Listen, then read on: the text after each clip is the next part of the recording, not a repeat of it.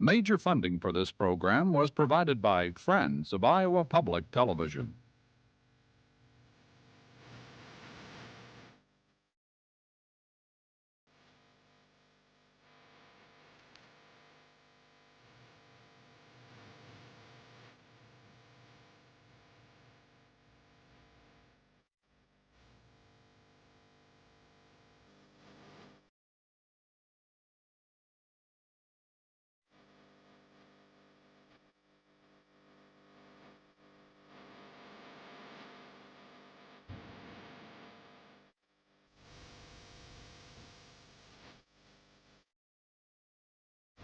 It's the 1988 High School Wrestling Championships. Tonight, live from Veterans Auditorium in Des Moines, Iowa, a sellout crowd of more than 12,000 people on hand to witness the 68th annual high school competition. A tournament has started with 624 competitors, and now we're down to 78, as this evening's 3 team titles will be determined, and 39 individual champions will be crowned. Good evening, everybody. I'm Doug Brown with Tim Johnson, and we're happy to be here at this big 3-ring circus of wrestling with all these people around and such a good time and a lot of anticipation. Well, I've wrestled in it, Doug. I've coached in it, and I still get goosebumps every time I think about coming back to the state high school wrestling tournament in Vets Auditorium. There's nothing like it. And there's so much going on. You know, there are 3 sizes of schools, 1A, 2A, and 3A, and we have to figure out how fairly to show them because 3 matches are going on at the same time. The High School Wrestling Association has picked out a rotation system 3 years in advance. Here's the way we'll have them tonight. 98 through 119 at 1A. 126 through 145 at 2A, the next 4 weights at 3A. Super heavyweight, we kind of flipped a coin there and came up with 1A. And that's just where we start. If these matches end early, and they often do, you'll get to see a lot of wrestling from the other mats as well, by great individuals. Iowa has over the years turned out some of the best wrestlers, probably the best in the country. They certainly have, Doug, and I was at the semifinals last night, and this year's crop of talent is no different. It's excellent. We're in for a treat. Let's look at one wrestler from each high school size classification. 1A, look at this young man, Matt Otten from North Central. And oh, so close to almost being a 4-time state champion, or at least going for it. He was second as a freshman. He's won 2 state titles in a row. But tonight, going for his 3rd title, Matt Otten does not have it easy because he's up against another state champion, Shane Light of Lisbon. Yes, who's only a sophomore and could be a 4-timer, as this next man could be a 4-timer, Kent Straker, 2A. Could it be, in fact, is right, the next 4-timer, because he's won 2. As a junior, he's going for his 3rd. But do you know that he's not ranked number 1 this year, and he's going up against the number 1 ranked wrestler and the defending champion at this class, Chad Zapital of Centerville. Now 3A, some people say this is the best wrestler in the state of Iowa, Tim Anderson. You're not going to get any argument from me. He's the all-time winningest wrestler in Iowa high school history.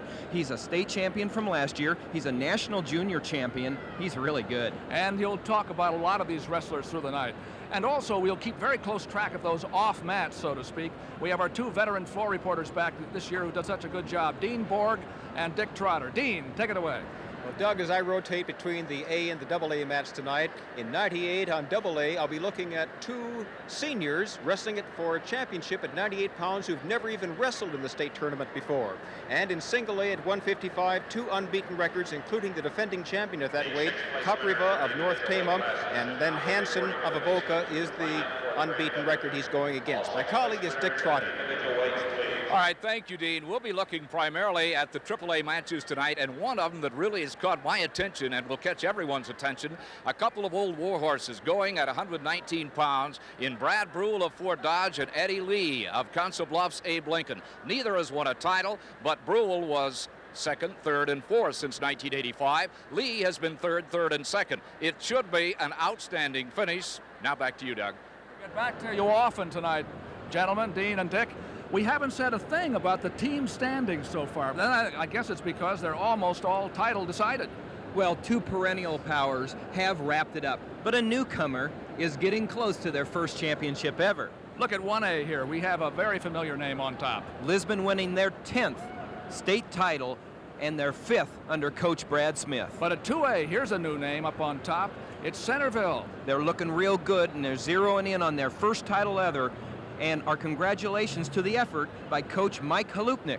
And at 3A, there's no surprise here. This is West Des Moines Dowling. Coach Bob Dara winning his 4th title for the Maroons. And Doug, look for the Amateur Wrestling News magazine to rank the Des Moines Dowling wrestling team as the best in the nation this year. Well, the nail-biting time is just about over. We're going to start wrestling here shortly. It's the 1988 Wrestling Championships on Iowa Public Television.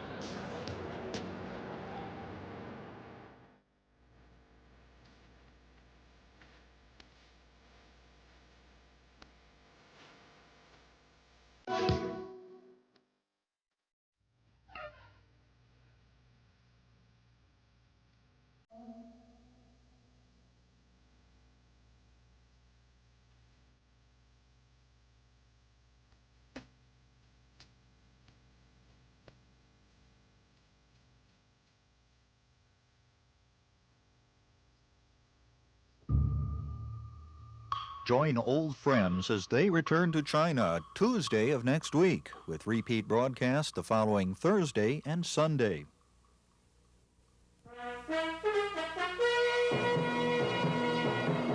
Wild babies. Red Skelton. What happened to Willie the Duck? Said he flew upside down and quacked up. Tommy Dorsey music. Festivals coming March 8th through the 20th. A time when our friends make the difference. Become one during Festival. We're back at the 1988 High School Wrestling Championships. And these young ladies are looking forward to the wrestling, and I hope you are too. Let's join PA announcer Mo Kelly now for tonight's opening ceremonies.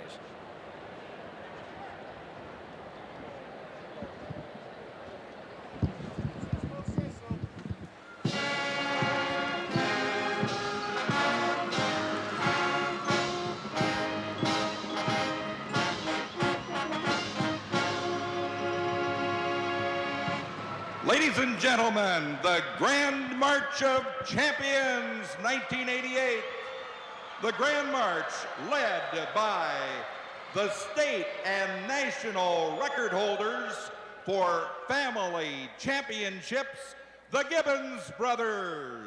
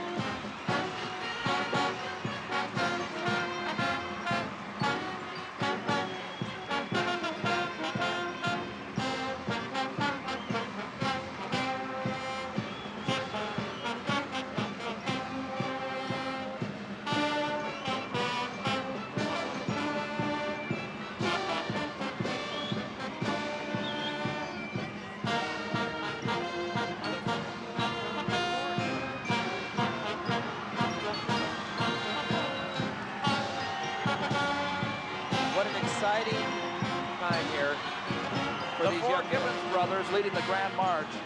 And they are Jim Gibbons, the coach at Iowa State. Tim Gibbons, who won a state championship. He's in medical school now at Iowa. And there's Jeff Gibbons still wrestling for Iowa State. And Joe Gibbons, who won a national title at Iowa State graduate school there in Ames. And don't forget Bea Gibbons, the mother of him, that must be so proud of him right now. You what bet. A great family. And the wrestlers behind them are those who are assured of winning one of the first 6 places at the individual weights for the the size classifications for the schools. The top 6. See, there's a Lisbon in the red. Center point going by. And in most of the cases, you'll see all the smiles from the ones that are over, and you'll see straight faces from the young men that still have to battle tonight, Doug. For the championship, number 1 or 2.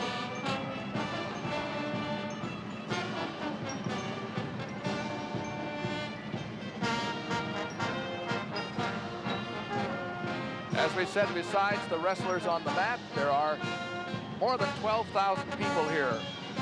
This is what is known in the trade as a tough ticket. Well, you know, it's sometimes people don't know what young men are going to be in the finals, and they're scrambling at the end because a surprise wrestler came through and the whole town wants to come up and watch it.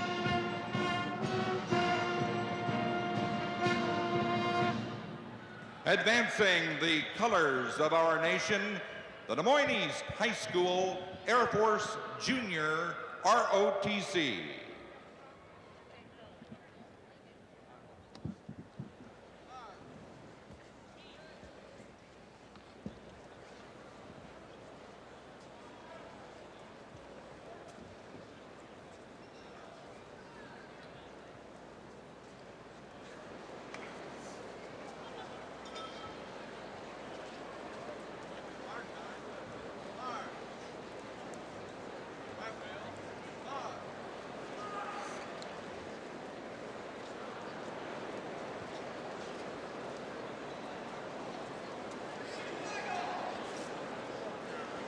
And now, please join in the singing as Lee Nelson directs the Harlan High Pep Band in our national anthem.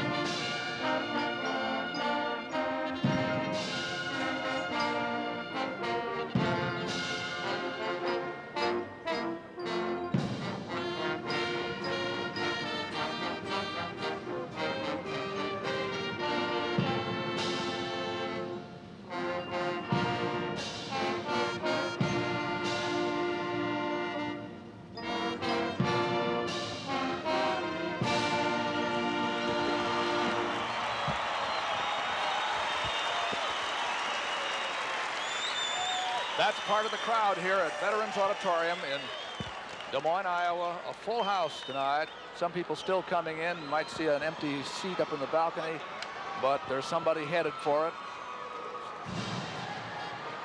The Grand March is a thrilling experience for people who have had a chance to win one of the top 6 places. And it's also a thrill for the people who get to lead the march. And I think it's a thrill for us to get to watch it, Doug. It's fantastic. There are the Gibbons brothers, the Grand Marshals of the 1988 Wrestling Championships. Jim on the left, then Tim, blonde hair, Jeff, third from the left, and on the right is Joe Gibbons. Jim and Joe, flanked out there left and right, have won national championships. All of them have won state championships in Iowa. And Jim, as you know, is now the coach of Iowa State. Well, we've talked to you quite a few times in wrestling casts earlier this year about Tim Asherle, who was a great wrestler, injured and partially paralyzed in a meet down in Oklahoma. Well, he's here tonight, and we want to show you Tim Asherle. Here is a chance for Tim. Tim, everyone in Iowa wants to know, how are you doing? I'm doing pretty good now. Best to be expected, I suppose. Real optimistic about the way you've been able to physically come back? Yeah, I'm pretty happy with what's come back so far with the time and everything. I've got about half my upper body strength that I had before back. That's fantastic. You know, I have a question. It happened on the wrestling mat. Do you have any bad feelings about the sport of wrestling? No, I'd do it all over again. It's the best sport there is, and you know, I hope to be around the sport the rest of my life, and someday I hope to be coaching it. Oh, that's fantastic. Speaking of being around the sport, have you had a chance to see some wrestling this winter? Yeah, I've been down to watch Drake probably 4 or 5 times, and out here every day at the state tournament. Oh, that's great. A little earlier this week at the state tournament, you were the celebrity radio announcer. Did you enjoy it? Yeah, I had a good time doing radio, and next year I hope to do it again probably. My job next year. Congratulations and keep it up. Tim Johnson with Tim Asherle. And here is Mo Kelly again at center mat. Ladies and gentlemen, could we have your attention, please? Another introduction of our Grand March Escorts, 1988. These four brothers hold not only the state record, but a national record as well. 10 championships among the four brothers. We're speaking, of course, of the Gibbons brothers, and I'd like to introduce them to you individually at this time. First of all, we have a two-time state champion, still competing for the Iowa State Cyclones, Jeff Gibbons.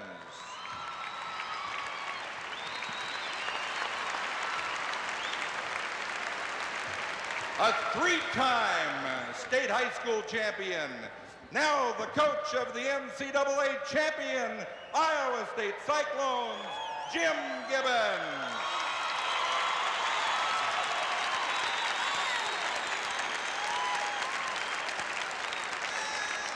A four-time state high school champion, now a graduate assistant of the Cyclone wrestling program, Joe Gibbons.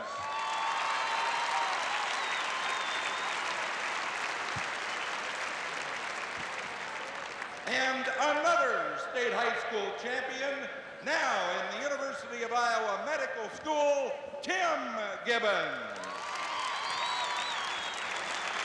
How about another hand for the Gibbons brothers?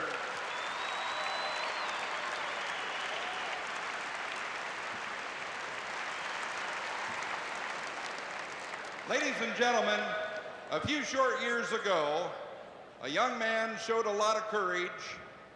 Here on these mats, he won a state championship for Fort Dodge High School.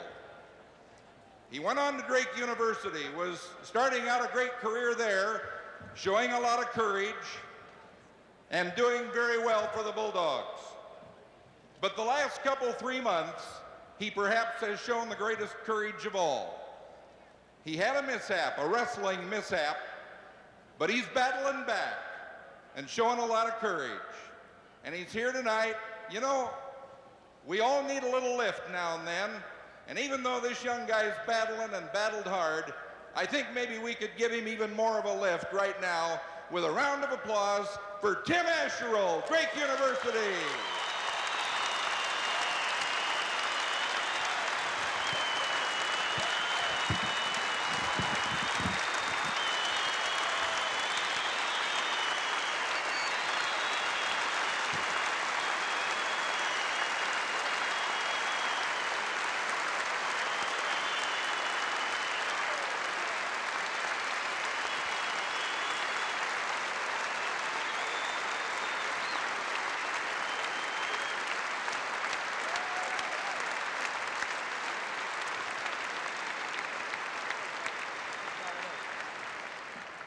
Ladies and gentlemen, the Iowa High School Athletic Association and the Iowa Wrestling Coaches and Officials Association started a Hall of Fame a few years ago. We have some outstanding former coaches, former wrestlers, and other contributors to our great high school program in that Hall of Fame, and each year we add more to the list, and we're going to be adding more here this evening. And we'd like to introduce the new inductees to you at this time. To make these presentations, two members of the Board of Control of the Iowa Boys High School Athletic Association, Mr. Roland Dyer, the Principal, Assistant Principal, Athletic Director, Atlantic High School, the current Chairman of the Board, and Dennis Pierce, who is the Superintendent of Schools at Pocahontas and current Vice Chairman of the Board. Our first Hall of Fame inductee, 1988, has coached at Bettendorf High School for the past 23 years. He was a fine wrestler himself in high school, was on a state championship Davenport team. He went on to college at UNI, was a fine wrestler there, finishing very high in the NCAA a couple times. But the past 23 years at Bettendorf High has certainly had an outstanding program with well over 200 dual meet wins and only like 40 losses in that time. A couple of his teams have won state championships. Another finished second, another one finished third, and he's had another contending team practically every other year. So our first Hall of Fame inductee is still the current coach at Bettendorf High. I'd like to introduce Frank Freeman, accompanied by his wife, Sally.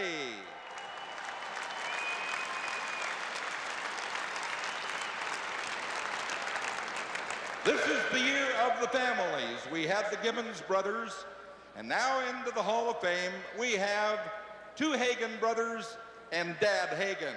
What a great combination. They won a total of eight state championships among them. The two boys won 3 championships each, and the dad was a 2-time state champion. Now I'll tell you just a little about them individually. We'll start with Brent first of all. Brent won 111 times compared to only about 14 losses during his high school career, winning 3 championships. Was also a fine wrestler later at Mankato State and UNI. His brother, John, was another fine competitor, a 3-time state champion, and he went on to further his wrestling career at both Mankato State and Iowa State University.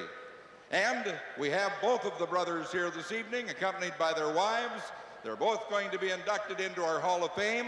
First of all, meet Brent Hagen and Carol. Brent, of course, wrestled for Britt High School.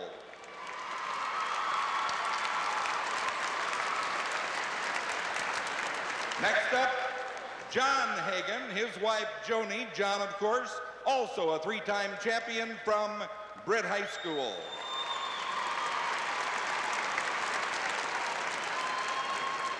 Now, the dad, Wallace Hagen, competed at Clarion High School. As we mentioned, 2 state titles.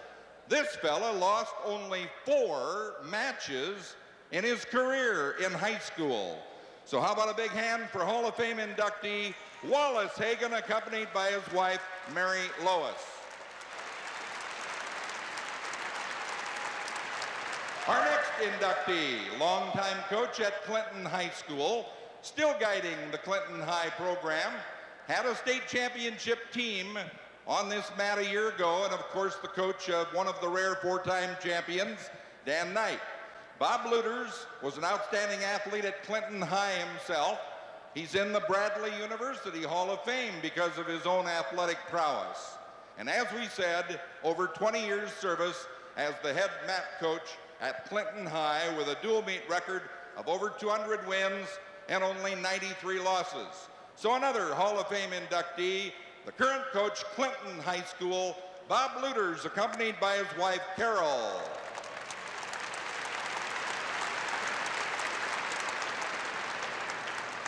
Another gentleman with over 20 years of service as a wrestling coach. He retired at the end of last year, but we understand he has a couple sons that are still helping with wrestling programs at Ankeny High. That's where Coach Bob did his coaching, or at least most of it. Had outstanding teams there, including 1 state championship team and several that finished in the top 5. So meet another Hall of Fame coach. That would be Bob Sharp, formerly Ankeny High, accompanied by his wife, Doris.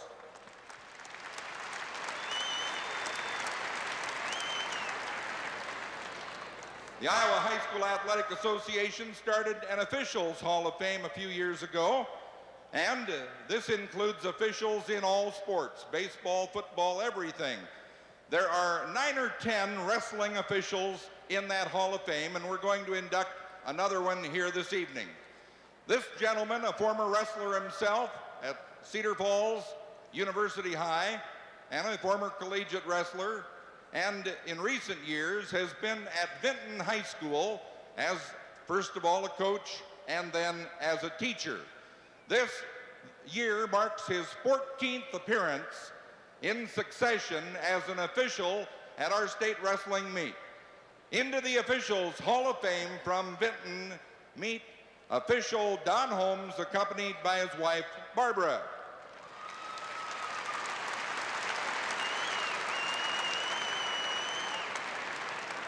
Another thing we'd like to do is honor those gentlemen. Almost all communities have them. A doctor who goes way beyond when it comes to servicing the high school athletes or young people of that community. We call this our Team Doctor Award. And the doctors are nominated by their home communities for all the service they provide the young people in athletics by attending the various contests and tending to those that may be so unfortunate as to be injured during those contests. So we'd like to present a Team Doctor Award this evening to a doctor who has served both the Algona and the Humboldt communities. Nominated by those communities, meet Team Doctor Award winner, Dr. Ben Bagan, and accompanied by his wife, Pat. How about another round of applause for all of these fine award winners?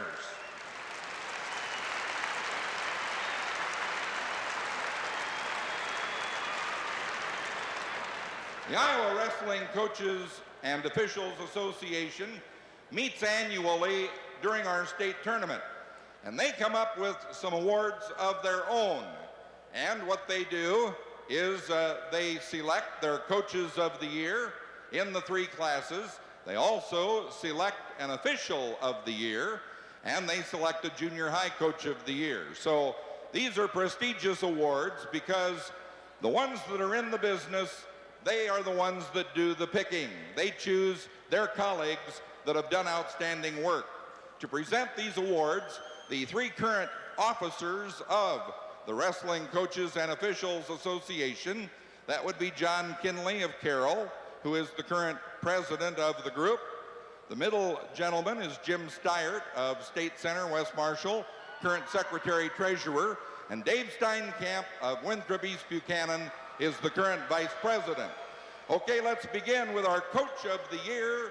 And first of all, in Class 1A, a young fella who has been at Clarksville has done a great job. In recent years, a record in dual meets of 63-5.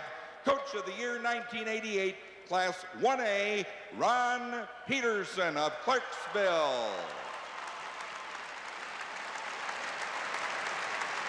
His assistant is Jeff Nagan. Our 2A Coach of the Year, we noticed he has his team in the top 5 again this year here at the state tournament, has had several great years in succession, a record of 46-7 in recent years. The 2A Coach of the Year from LaPorte City, Dick Engvall. And Dick's assistant is Steve Danute. The 3A Coach of the Year just went into our Hall of Fame, so I won't tell you too much more about him. It's Frank Freeman of Bettendorf. And his assistants are Paul Castro, along with Terry Hostian.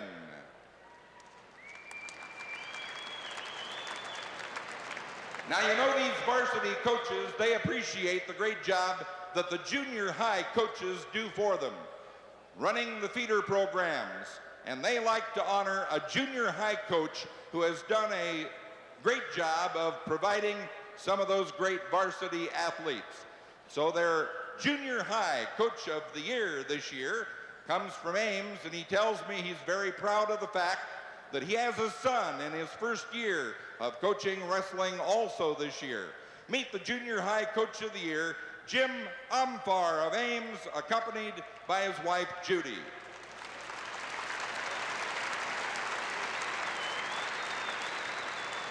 And the members of the Coaches and Officials Association have chosen their official of the year, and it's a fellow from St. Charles, working again this year in the state tournament.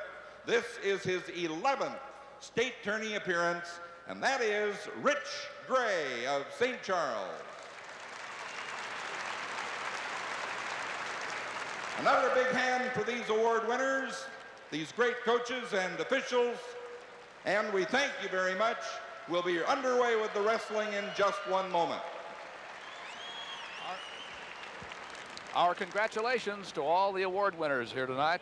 We'll be back with our first weight class in just a moment.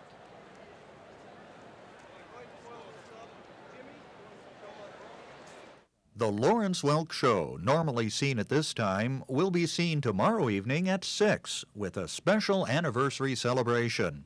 Here's a preview. Our show this week is from 1980, and it celebrates 25 wonderful years on television.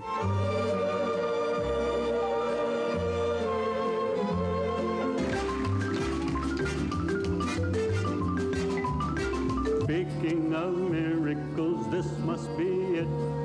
Just when I started to... A special time for a special celebration. Watch Sunday at 6.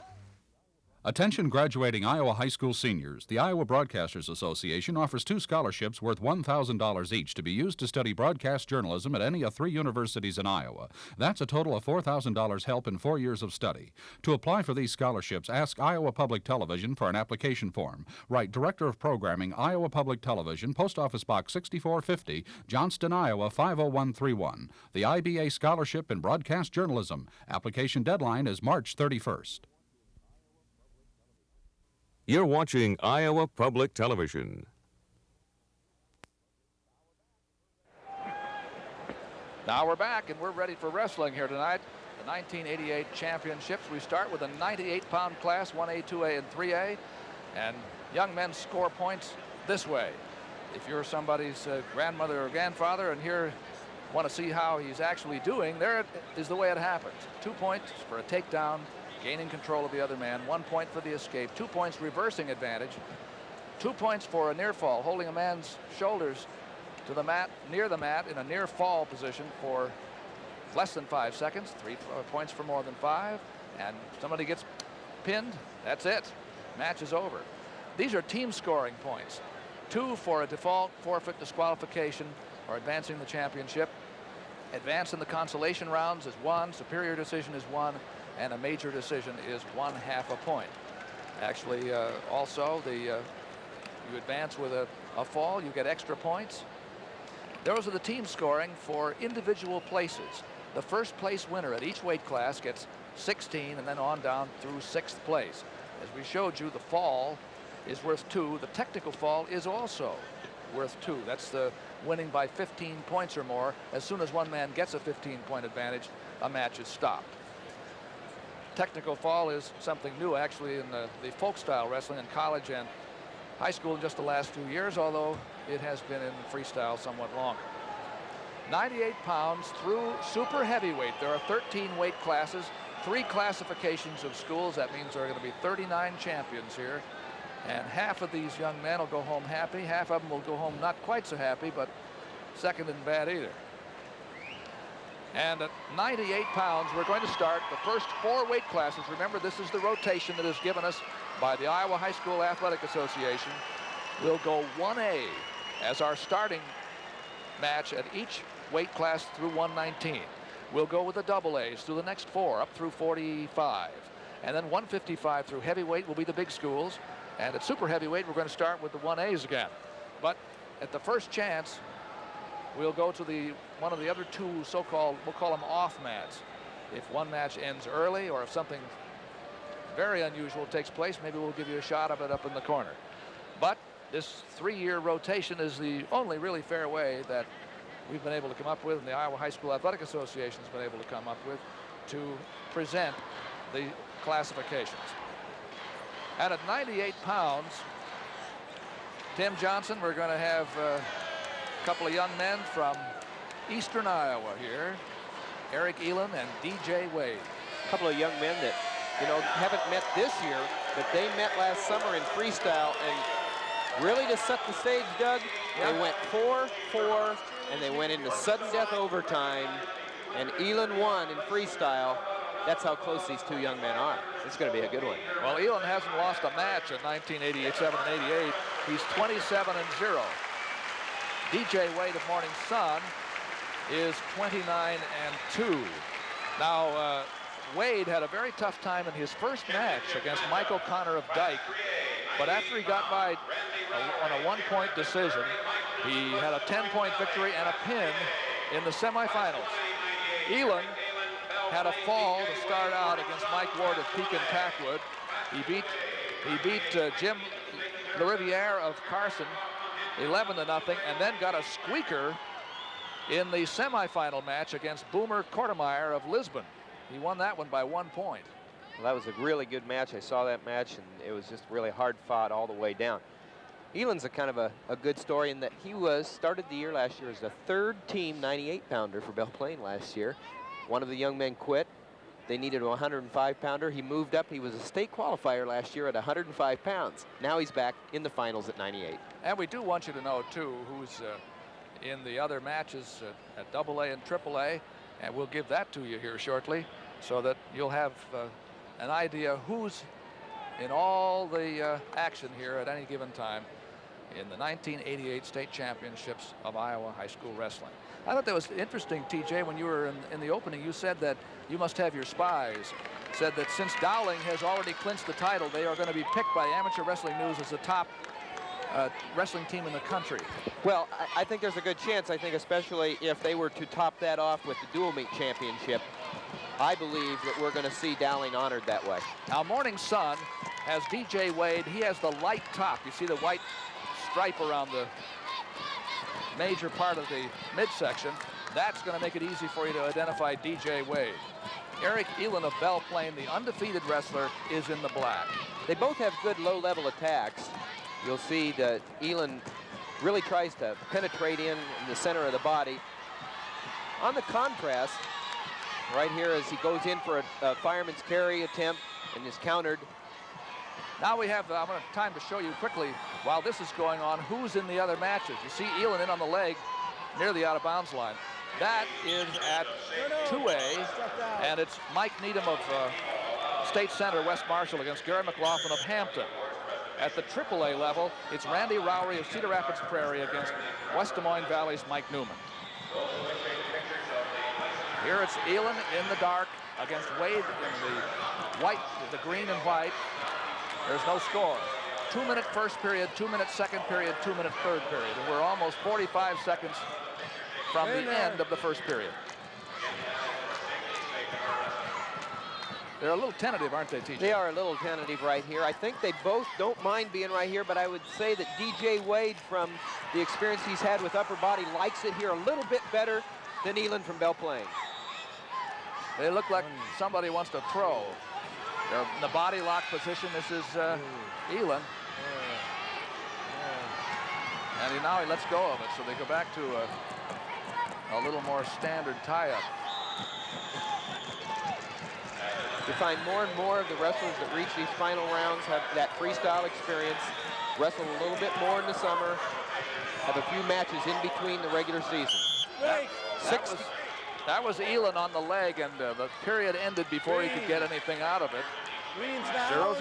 I understand from Coach John Siegel of Morning Sun that DJ Wade put in 65 matches between last year and this year in the freestyle circuit.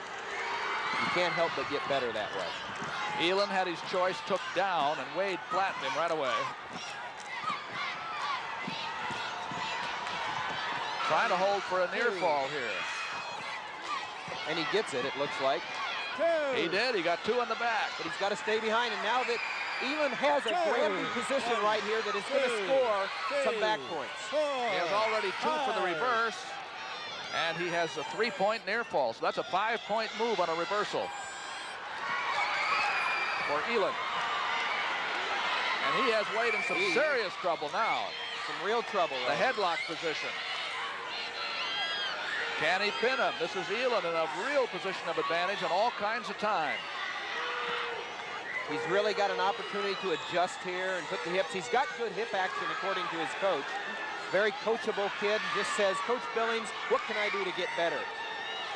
Obviously right here he says just settle in and look for the pin. He didn't get it. And a lot of courage there shown by DJ Wade. But Elon, again, is in that body lock position and puts his weight on his back again. Well, he's got solid position. If you know, he doesn't lose his position.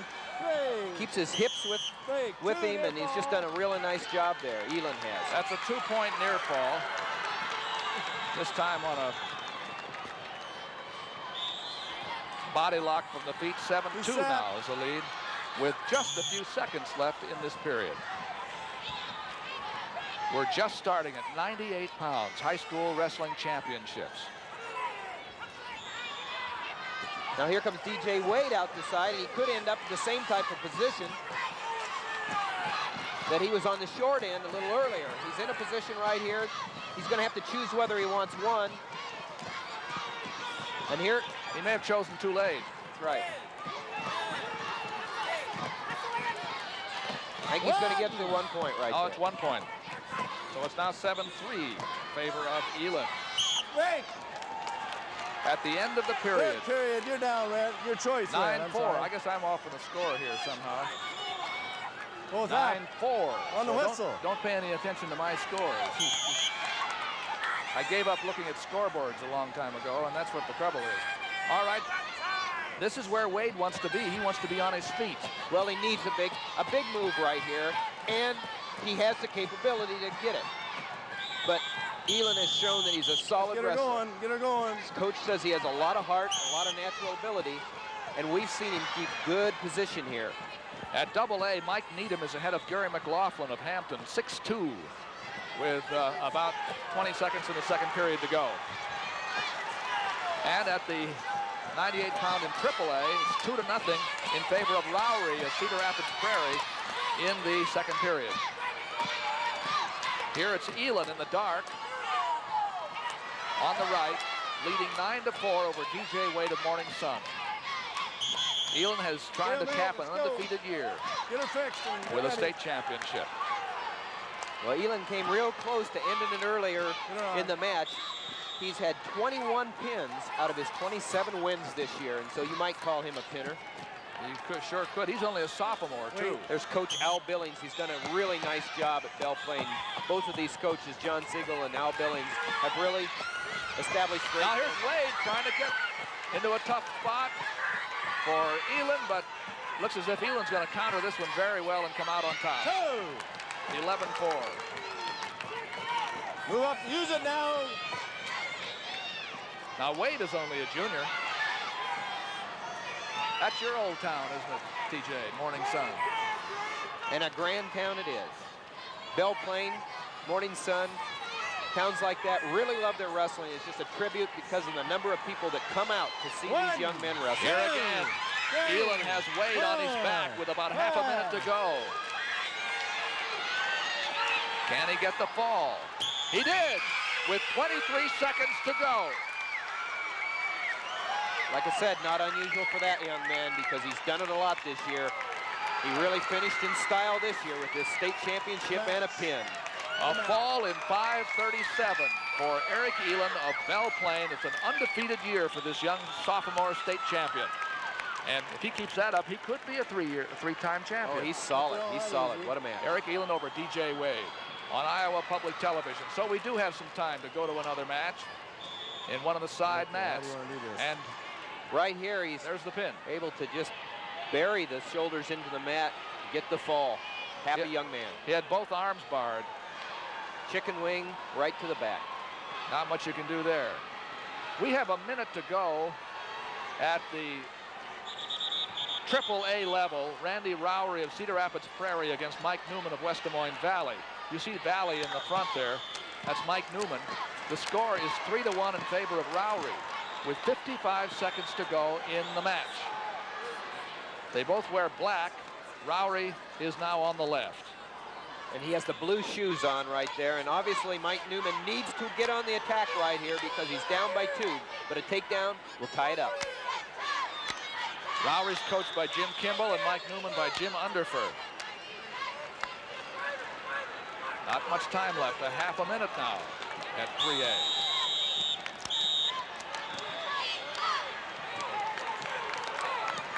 Okay, this makes it a different match right now. That's 1 point given to Newman. Now a takedown will win it for Newman. That was for inactivity. Newman gets the point. Rowry was accused of stalling. 15 seconds left.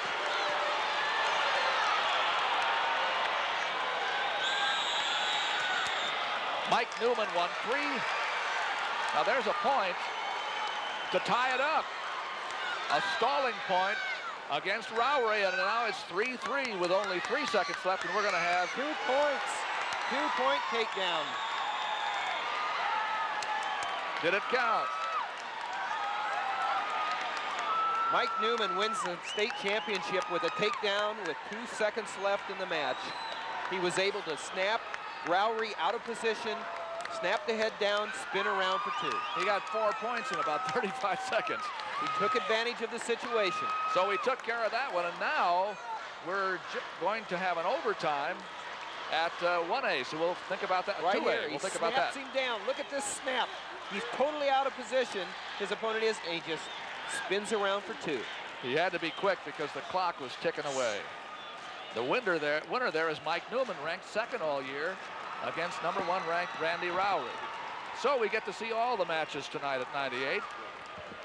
We are having an overtime at the 2A match. This Gary McLaughlin right here and Mike Needham. Gary McLaughlin scored a reversal with 1 second to go to take this match into overtime.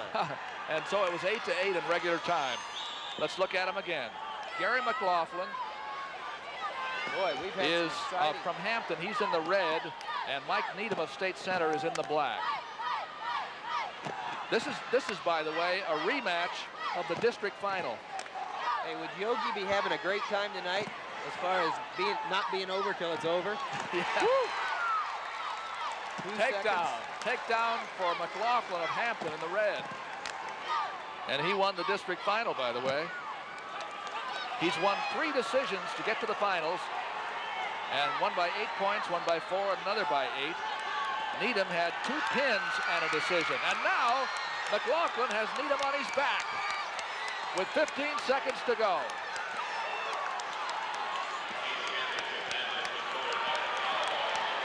So many times you see this happen, or the young man that almost had it won in regulation, something just happens in overtime. Now the referee, Mike Exline, trying to stay in position to see what happened. It's a 3-point near fall. And now a 5-point situation, 5-0 in the overtime in favor of McLaughlin. In overtime, we have 3 one-minute periods. So this is the second 1-minute period in this overtime at 98 pounds. For These young men are both seniors, by the way. This is their last hurrah. You know, you don't see that very often. Seniors at 98, let alone 2 of them going for the state title. It's a little unusual. All right, Needham in the black needs 5 points in a hurry. That's why he started on his feet. He wants to get a throw. But, boy, McLaughlin's looking tough. It's now 7-0 after that takedown.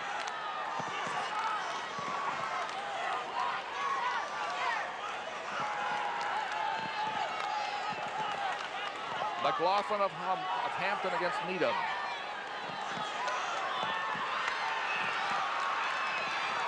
If the rules that are coming in right now, here it goes. You may be looking, viewers, at the last 98-pound. There's the pin. The last 98-pound championship ever in the history, unless the weight changes don't hold, because next year, wrestling weights will start at 103 pounds. You have just seen the last 98-pound championship. Was Gary McLaughlin ready in the overtime, or was he? Wow. He got the pin with 1 minute and 50 seconds to go. Mike Needham at one time was ahead 6-2, and it's 8-8. A fall in 150 of the overtime for Gary McLaughlin. Right here, he's able to sink his chest right down into Needham's chest with a fall. And so McLaughlin finishes the year at 27-2 over Mike Needham of State Center, West Marshall. We've gone through 98. When we finish the 105-pound class here on Iowa Public Television, we'll give you the award ceremonies for 98. If you have a friend or a neighbor or a son or a daughter or a brother, not a daughter, I guess. We don't have too many women out there wrestling. You'll have a chance to see the top 6 places go up on the stand. And 105 pounds is coming next. Let's set it here. We'll watch 1A again at 105. We're going to stay with 1A through 119.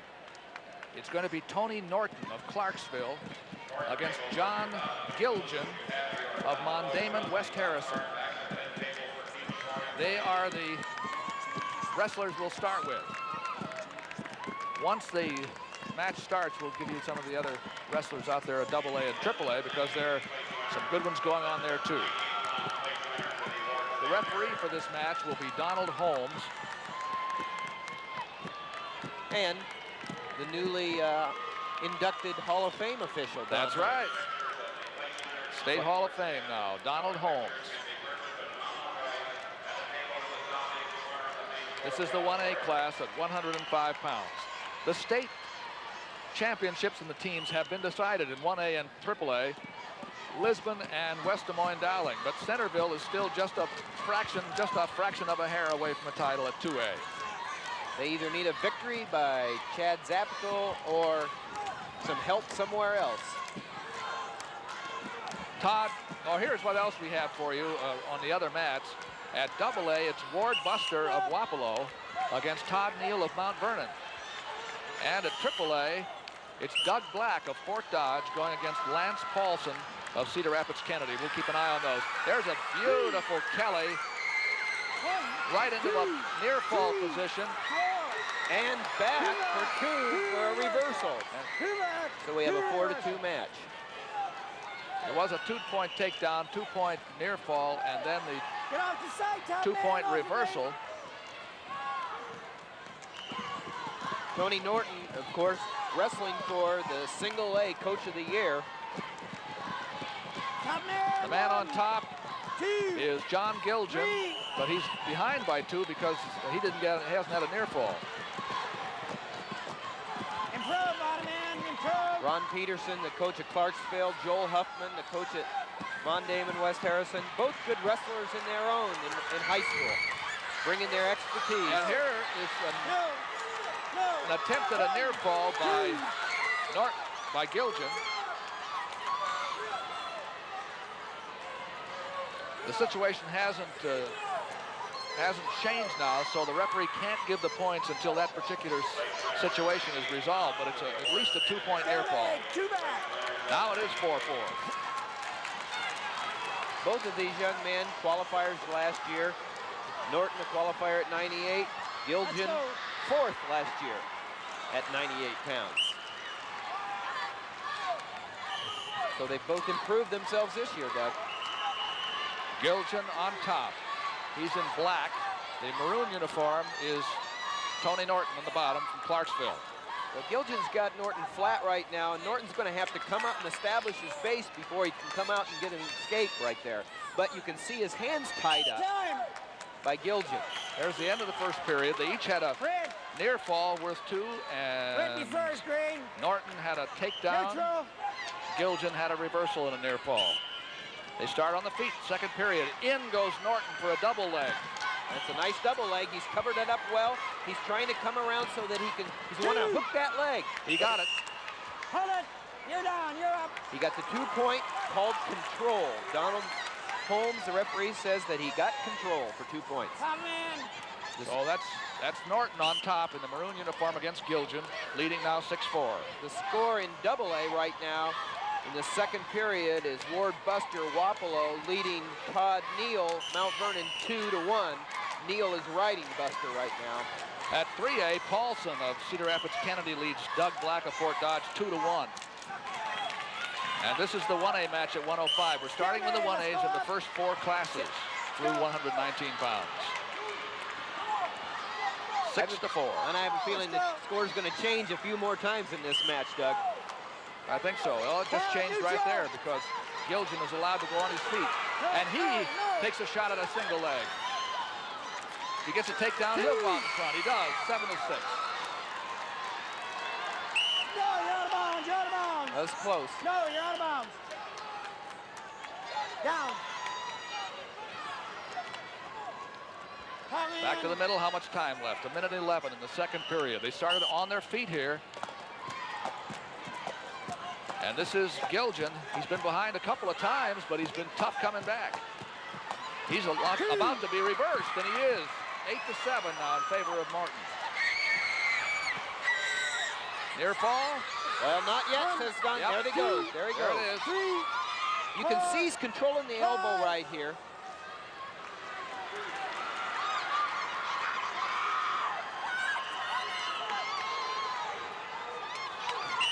Kill me, 3 back. So That's Norton. and Norton was controlling that elbow and controlling the hand, so he picked up 3 points near fall on Giljan. That puts a little daylight between them. 11-7 now. Reversal into a near fall. They're not shy. Half a minute to go, second period. An update on the AA. After the second period, the score is Ward Buster 5, Todd Neal 2. Neal starts the second period down.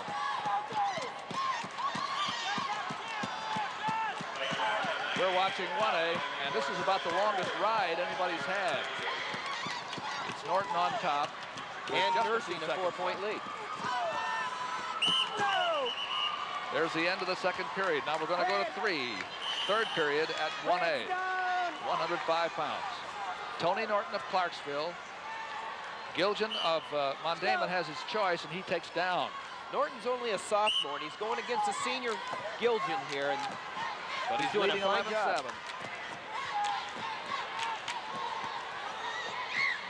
Well, Giljan trying to roll, and he gets 1 point for it. He comes out even. Into a double leg position. I don't think he's looking for 2 more. I don't think they've even given the escape. Oh, okay. They called it a reverse. There's 2, and that tightens the score. 11-9 in favor of Norton. Move off of me. 1, 2. This has been a rolling riot. That's what high school wrestling's all about, I'll tell you. It's the most exciting wrestling anywhere in the nation, right here tonight. They've both been in the state tournament before at 98 pounds last year, she said. And you're tougher the second time back. You got some things to prove, and they've proven it, Doug. You know, both of them have. They've, like I said, they're here in the finals. What a tribute to both of them. All right, Giljan's takes the top position, trailing by 2 points. And they're putting on a show for everyone. I think that was some kind of a switch, but... and a switch counter. But Giljan comes back out the top again. Controlling with the legs, but he needs to turn. He needs to use those legs to tilt, to turn Norton over for at least 2 points to tie up the score. At AA, Ward Buster of Wapello leads Todd Neal of Mount Vernon 5-2 now. With about half a minute left to go in the match. It's very desperate here for Giljan. He needs 2 points. Well, in AAA, Lance Paulson from Cedar Rapids Kennedy is leading 8-2 over Doug Black from Fort Dodge with 30 seconds left in the match. Giljan's trying to pick up these 2 points for the Turk, but he has only 39 seconds left. That's actually plenty of time. Norton on the bottom. Giljan in the top position with an 11-9 deficit to make up. He has 2 points more to get for a tie. And we have a barn burner with 10 seconds left. It's a tie match, 5-5 in AA with Todd Neal and Ward Buster, and it looks like it's going into overtime. Let's see what John Giljan can do here. And it Can he does. turn his man? There's a warning against Norton on the bottom. That's not a point, though, yet. Norton can't really do much because Giljan has the hand through the legs, but the referee says you can do more than that, and now he does charge a point, so it's 11-10. 1 point with 3 seconds left. He's trying to tip him. Couldn't do it. Neutral. And the escape by Norton makes it 12-10. What a match. 12-10, what a show. Good job by both these young men. So the sophomore won that one. Tony Norton of Clarksville beat John Giljan of Mondamon West Harrison 12-10. And what a thrill for that young man. He's got a couple of years left. That's right. Every time you see a sophomore win, you think, well, maybe there's the next 3-time champion. We're going to go to the overtime now at the 2A mat at 105 pounds. It was 5-5 when they finished the regular time. Ward Buster and Todd Neal. Ward Buster of Wapello against Todd Neal of Mount Vernon. Now, Ward Buster wears the dark navy blue uniform there, and Todd Neal of Mount Vernon is in the maroon on the right with the white around the front. Referee is Jim Christensen talking it over. They'll go 3 one-minute periods to settle this championship. And for those of you wondering what happened in AAA, Lance Paulson is the state champion at 105 for Cedar Rapids Kennedy, winning 8-2 over Doug Black from Fort Dodge. Now you see Neal trying to reach out there for the leg from that collar tie. Goes with the other arm. Sort of a reaching high crotch. But you bet. You've got some contrasting styles here. Ward Buster is a short offense man, and Neal's got good leverage. He's lengthy. He has a knack to able to come back. He came back yesterday from getting thrown on his back, down 4-0 to win in the last second. Came back tonight to tie it up, to go into overtime. You can see that length and how that leverage will work for him. As the underhook position. Now there's a warning against Buster. Referee Jim Christensen didn't think that was enough activity for him, so he doesn't dare get penalties in overtime are really deadly because you could lose a match on that. You bet that's the #1 criteria right there. A wrestler's opponent's been penalized a greater number of times for unsportsmanlike conduct. So I think it's all right. But it's right up there though. You don't want to get penalized for stalling. Second period. They start again on top. That was the choice. It's Todd Neal from Mount Vernon on the left. Bring him back to the center at the end of the first period. No, they're now at the end of the period. I was a little bit too quick there. It's Neal's choice. No, it's Buster's choice. He takes down, hoping to get an escape point right away. Buster has been in the state meet 3 times, and this is the 4th. He was second last year, and you know that he doesn't want to stay here and be second this year, but qualifier Todd Neal's looking at this championship also. It's a great match. You know, the five of the top 6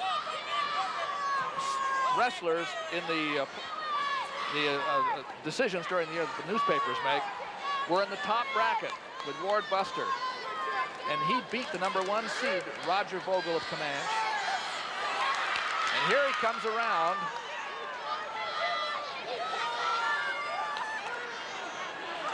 For 2 points. And it is a reversal for Buster of Wapello. And an escape immediately makes it 2-1 Buster.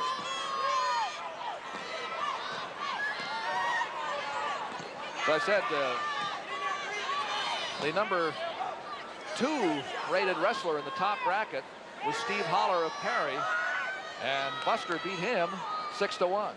So he took care of the 2 top-ranked wrestlers in the first 2 matches to get here. Well, that's coming through the tough way, Doug.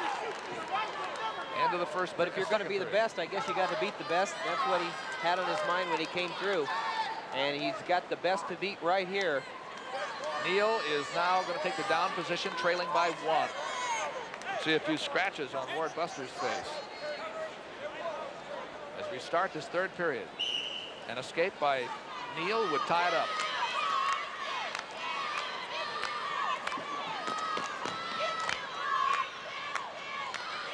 Now it makes a difference what the criteria is. And the greatest number, there have been no takedowns, so the reversal is now the 1 point that would make the most difference. Well, yes, and that would make the difference if it was 2-2. But Ward Buster's going to have to watch here. He's going to have to get active, or he's going to get called for stalling. He could. Even with that, he would win. Yes. On criteria, because he has the reversal. He has the reversal, and that's over escapes and over penalized for stalling. So it's 2-1, 23 seconds to go, and it's imperative for Neal to get out and do something, because just an escape isn't going to be enough for him. Well, you know, this is a good example of why coaches probably need to really memorize these overtime criteria because you have to know how to coach your kids right here. Actually, he needs to try for a reversal. That's right. Mount Vernon needs to have the reversal to win. Because an escape makes a tie, and the criteria would go against Neal if he had a tie. I wonder if Buster knows what kind of shape he's in. Well, I wonder if anybody knows, you know. That was almost the classic single leg position, and Buster brought his man to the mat, and he's going to win. It doesn't come down to criteria because he was able to ride him out the whole last minute there. It's a good, hard-fought match by both. Neither one have any reason to hang their heads, and it's a good championship for Ward Buster. Ward Buster. Now we're going to go to the award presentation. The first 6 places in each classification at 98 pounds.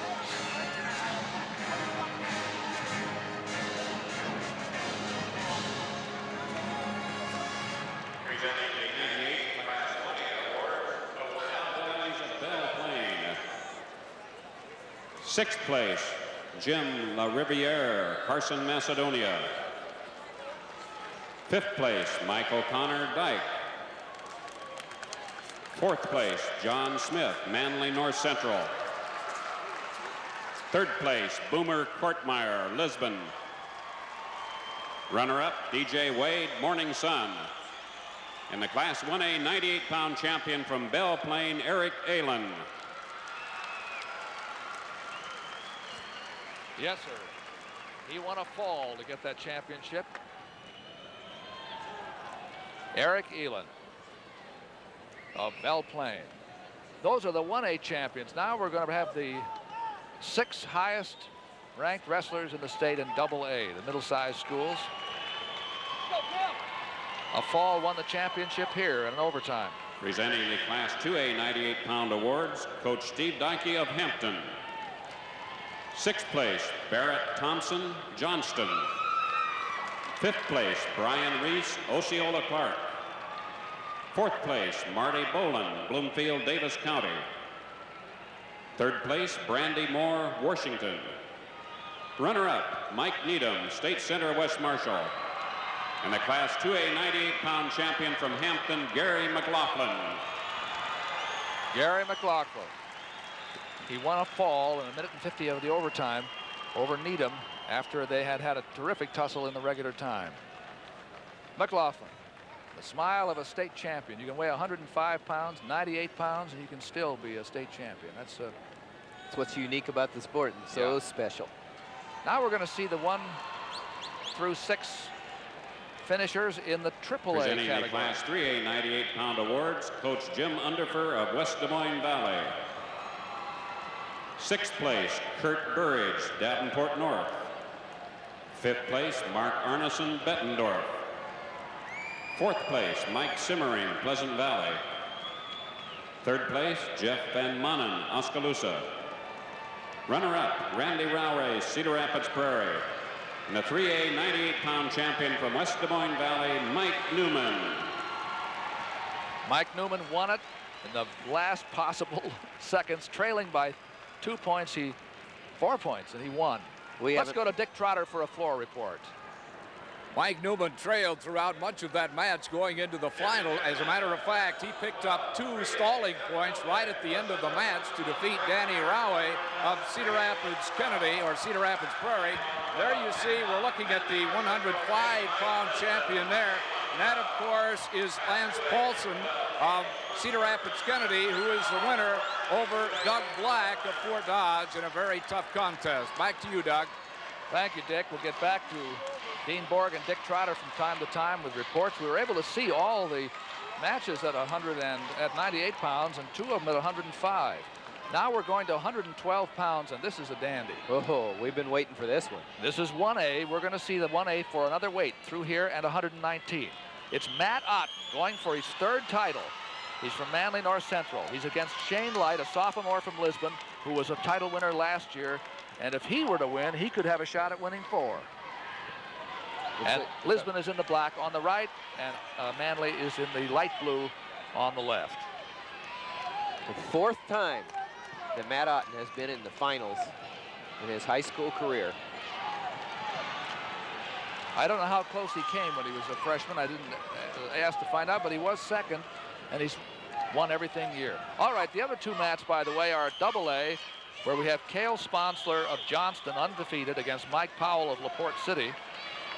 And at AAA, we have undefeated Doug Notek of Lewis Central Council Bluffs against Greg Myers of Waterloo West. And West Waterloo is trying to finish second, and that makes a lot of difference to them. Now back to our feature match here. 1A, Matt Otten in the light blue on the left, scoreless against Shane Light of Lisbon. Both wrestlers are similar in some, they both like to work the front headlock, and off the front headlock, they may come down for a low outside single. It's just going to be who finds the opening, who gets their opponent out of position so that they can shoot that single. See, he goes for the, he has the near arm, goes to the far leg. Light is a little taller. He had a brother who was a state champion. And who's sitting in his corner tonight with Brad Smith. Matt Ott, 30-0 this year. And Shane Light is only lost once, in fact, and I think the identical number of victories, 30. Nothing came out of that. There's a nice double leg. He's turning it in. Nope, he was able to counter out. Matt Otten did a nice job of hipping out, good position to neutralize it. Matt Otten in the blue there had one tough match in his quarterfinal match. He wrestled Brett McKinney of Belle Plaine, who's a junior, and it was 13-11. Boy, that must have been some match. Light hasn't had any trouble getting to the finals. Neither man could score in the first period. Let's take a look at the team standings here, TJ, as we have them up to now. Well, as we said, Lisbon has won the title. Gilbertville, Don Bosco second, but Lisbon ran away with it. And Lawrence has a wrestler in the finals, and so Lorenz could come up a little bit. Yeah, they could come up. All right, Otten got the head and was able to spin out and gets the escape. Look at the ankle pick right there by Light. He was able to come back through with an ankle pick. No escape called. Mike Allen was smarter than I was. Well, I was almost agreeing with your call right there, and it's pretty exciting because Shane Light didn't just stop. He shot right back in for that ankle pick and was able to come around, but that was just to save control. Otten started in the down position, assuming he could get out, but he has not been able to get out. Well, this is Shane Light's best position right here. He likes to bar up the arms, and he's real physical on top. And like you said, he's a little taller, and I think it works to his advantage right here on top. And you can see he's a good rider. Yes, he keeps Matt Otten out of good position. Matt Otten does not look like he's ready to threaten from underneath. There's a warning against Light because he was staying parallel. Mike Allen didn't think he was making enough attempt to get a pin. Well, we'll see a little bit different type of action here, maybe.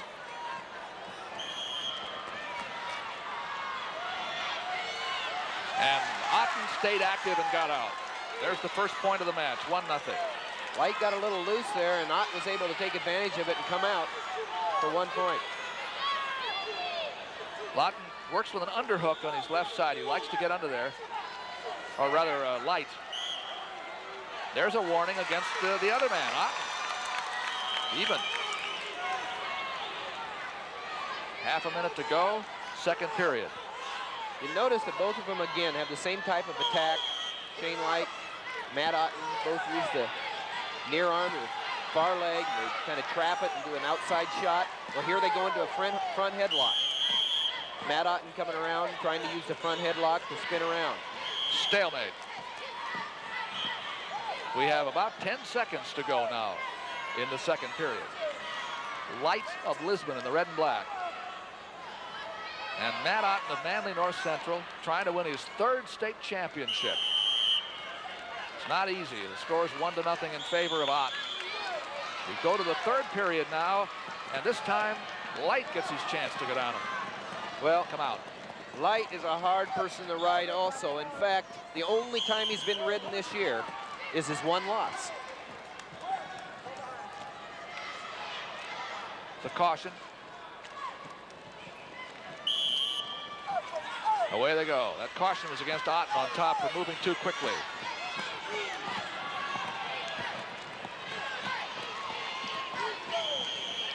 And they even ride somewhat the same way with a tight waist and an arm chop on the near side. Light's on his feet, and he's out. It's 1-1. So here we go. Settle it on the feet, young men. 112-pound 1A championship is at stake. There he is. He was able to come in. He trapped the knee. He was able to get behind the knee and then collapse it, take him out of position, come in underneath for the 2 points. You don't often see people use that move a lot, but nice execution. He did a nice job. This is Light leading 3-1 against Otten, who wants to win a third championship. Arm chop by Light. He's only a sophomore and he's tough on top. But he's going to have to watch it. Mike Allen has already warned him for stalling. He's looking real closely. He's not going to be able to stay parallel, Doug. That's right. Now he has a pretty good situation with an arm bar. That's right. Now he's going out to the side. That's Mike Allen's going to allow that. He wants to always break him down first. That's real important, and that's what he's done. And now he's barred up the arm again, and he's got to drive out to try to turn him over. But you notice that Shane Light did a very basic thing. He doesn't bar the arm before he has his opponent broken down. All right, 3-1 lead for Light with Otten. Otten has 30 seconds to tie it up or get ahead. Otten needs to come out. He needs to get the hips out, come out, and come up fast. He can't be tied up like this. Well, Light is just chopping those arms out from under him every time he comes up. Light's in a great position right here with 15 seconds left. Whether he turns him over or not, this is going to take some time off the clock. Potentially dangerous. Now there's only 9 seconds to go. This sophomore trying to stop Otten's winning 3 titles. That's Brad Smith, the Lisbon coach. Well, right now he can take a stalling. He's not going to get it. And could he be on the road for his 4-timer? He could be. He shows a lot of confidence in there for a sophomore. That's Shane Light of Lisbon.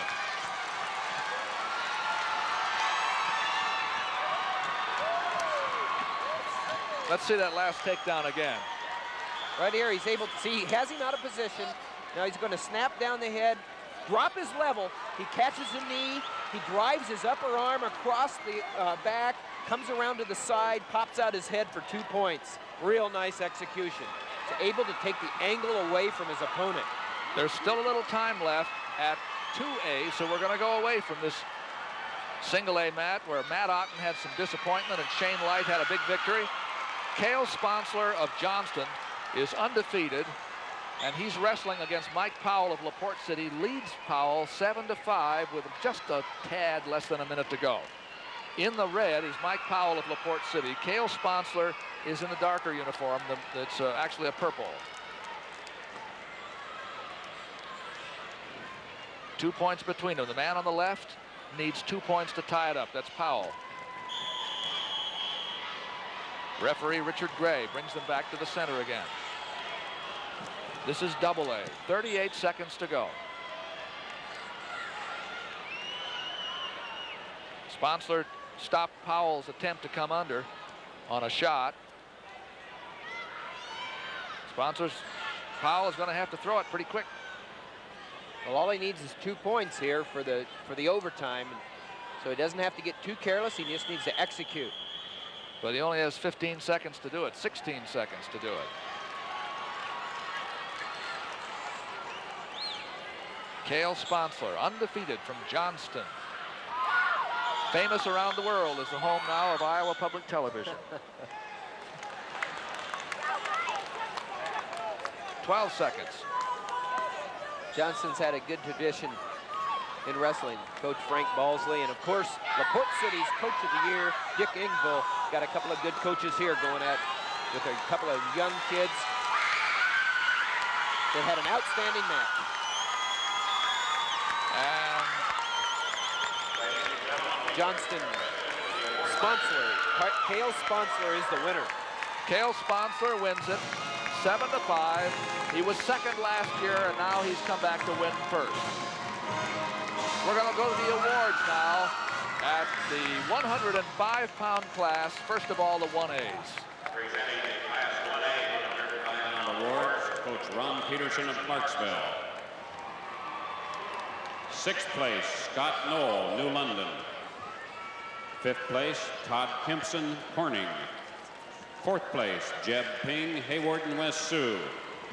Third place, Kirk Bond, Montezuma. Runner-up, John Gilgen, Mondamon, West Harrison. And the 1A 105-pound champion from Clarksville, Tony Norton. A very talented sophomore. Maybe he can get 3 in a row. Who knows? Tony Norton. Just enjoy the first one this year, Tony. At 2A, we saw quite a little bit of that, too, after the first Norton and Gilgen match ended. We have the 6 winners up on the stand. This is the AA class.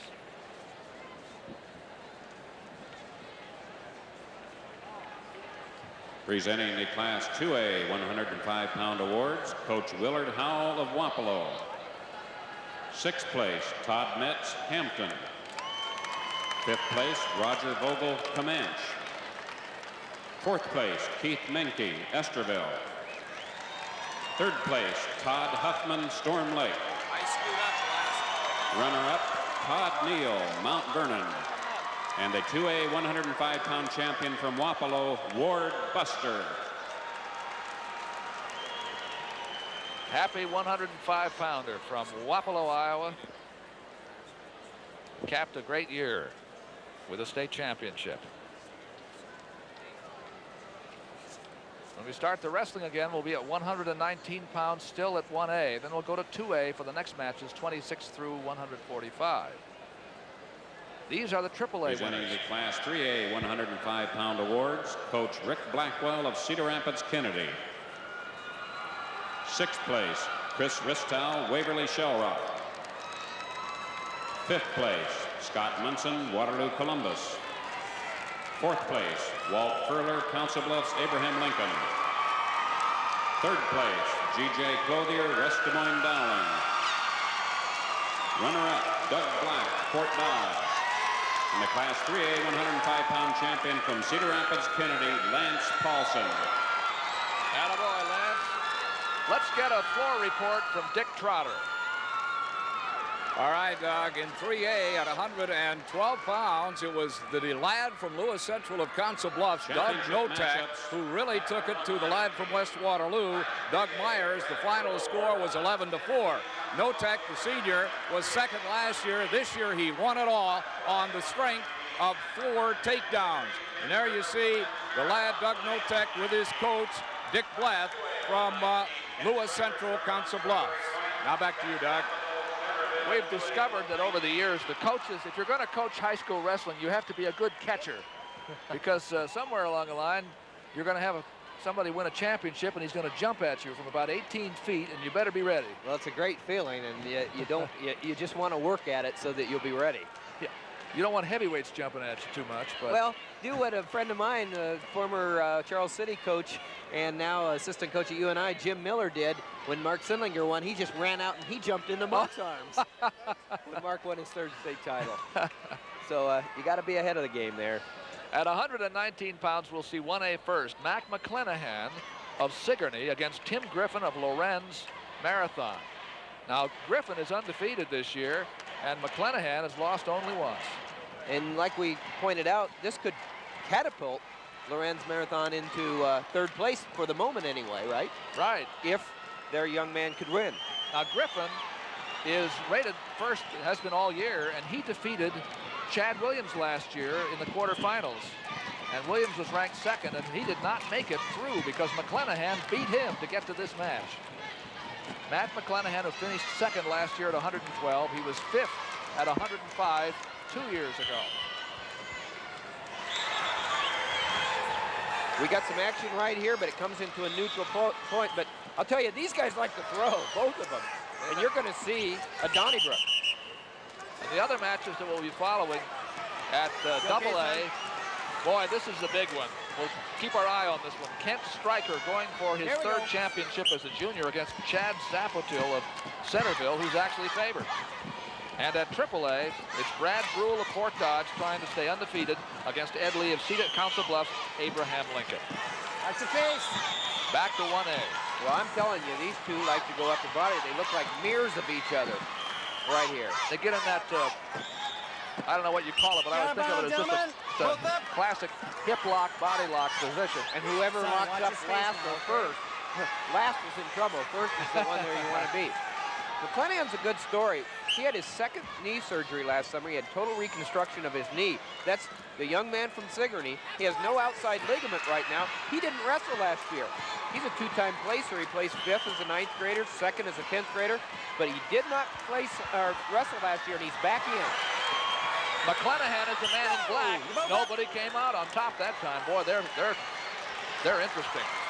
This is a great match right here for spectators, and they are already going nuts a little bit around here inside the Vets Auditorium watching this. Tim Griffin is in the light blue, and he just whammed McClanahan to the mat. He's got 5 out of this already, and he might even get the pin. He's really in there tight. He's got to settle down if he wants that. He's got to go chest to chest, get his hips on top, and of course, Sigourney wants to keep turning away from his back right there so that he can last his last 15 seconds. Boy, McClanahan walked right into a pancake, and he's now down by 5. Well, what's interesting about this is it could turn around so fast. That's right.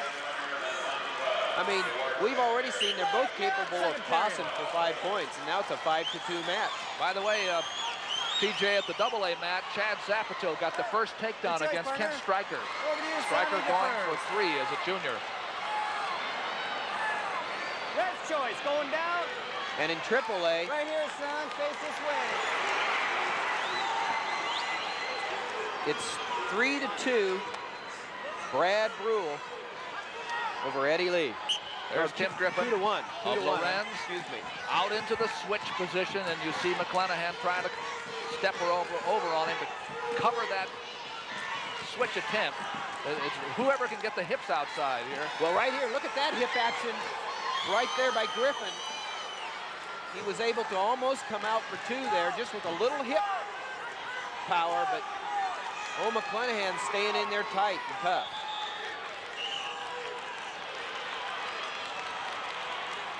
It's now 3 to run, 1 on the AAA match in favor of Brule with a minute left in the second period over Eddie Lee. By the way, Stryker tied up Zapotil, 2-2 at AA. That big one. Go back there, gentlemen. Such a big match. One hand here. It's McClanahan in the black. He's trailing 5-2 against Tim Griffin of Lorenz Marathon.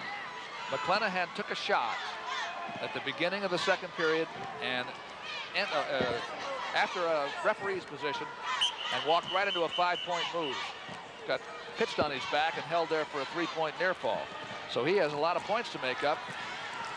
And if he's going to make them up, he has to get a near fall. That's right. A near fall or something to the back. That's what it's going to come to. It might come from the feet. It might come from on top. Right now, he's trying to turn him over with a prize series right here. He's trying to get that near wrist and break him down to a high. Up slow, gentlemen. Up slow. High thigh and into the bar Nelsons.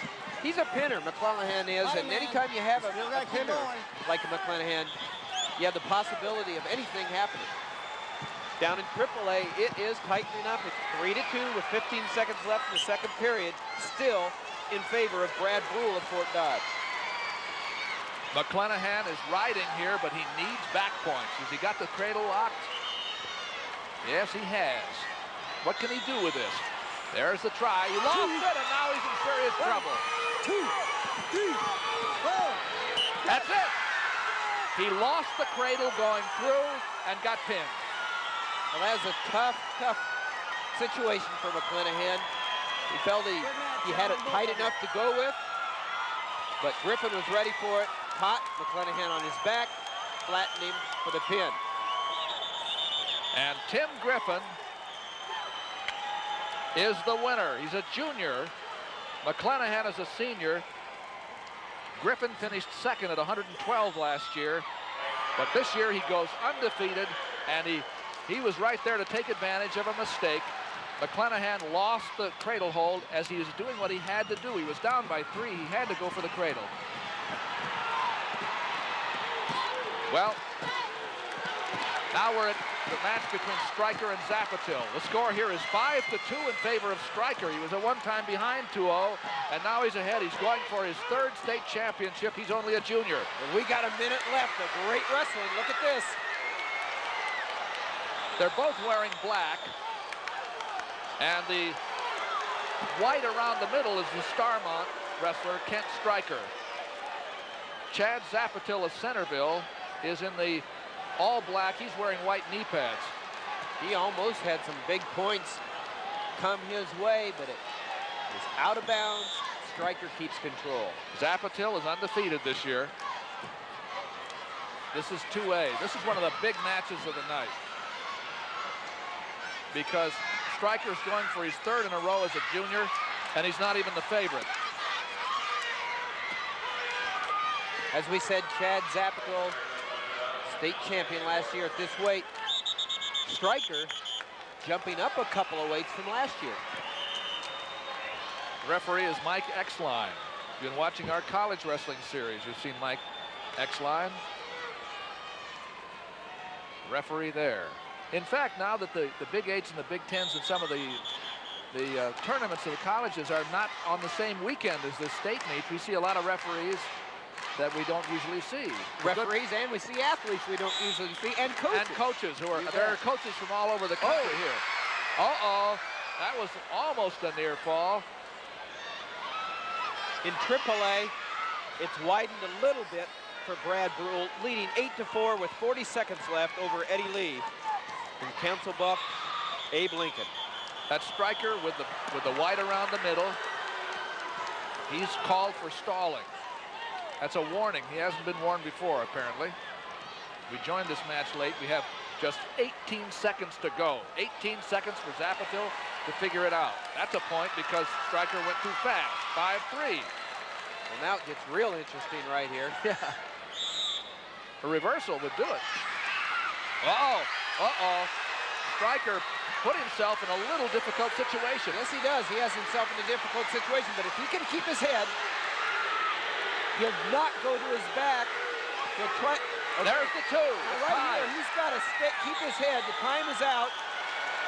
He did not get 2 points there, into overtime. And they go to overtime, and boy, did Zapatil pull it out there at the end. Well, I'll tell you, it was close all the way around. Zapatil almost had 2 and 2 to win it. Yes.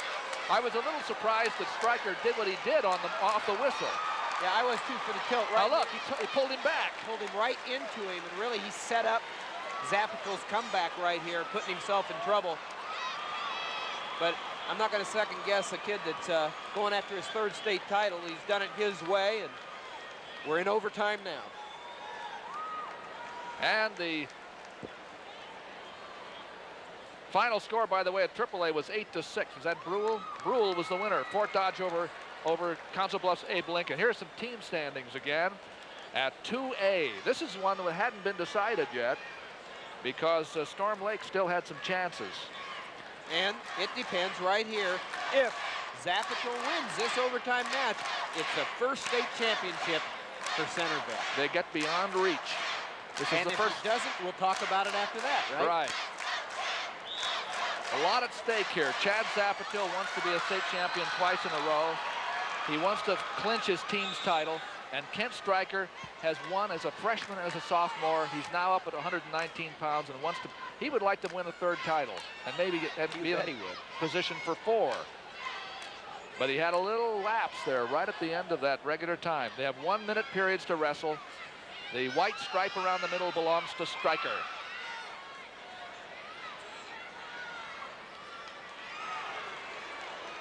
There it is. It's 2 points for Zapatil in the overtime. Well, look at this. Stryker's trying to cast over, get his legs in for 2, and he's got it. He's got it. The ref says not yet. There it is. He's got 2. And if he could get his hip position so that he could bring Zapito back, he's got Zapito in potential problems right here. A near fall in the overtime is just almost always fatal, you know, to your chances. You just don't have time enough when you're wrestling 1-minute periods to make them up. Well, they're able to get the stalemate there and start it fresh, 2-2. 6 seconds to go. This is Mike Exline refereeing. Stryker on top. 2-2 against Zapito.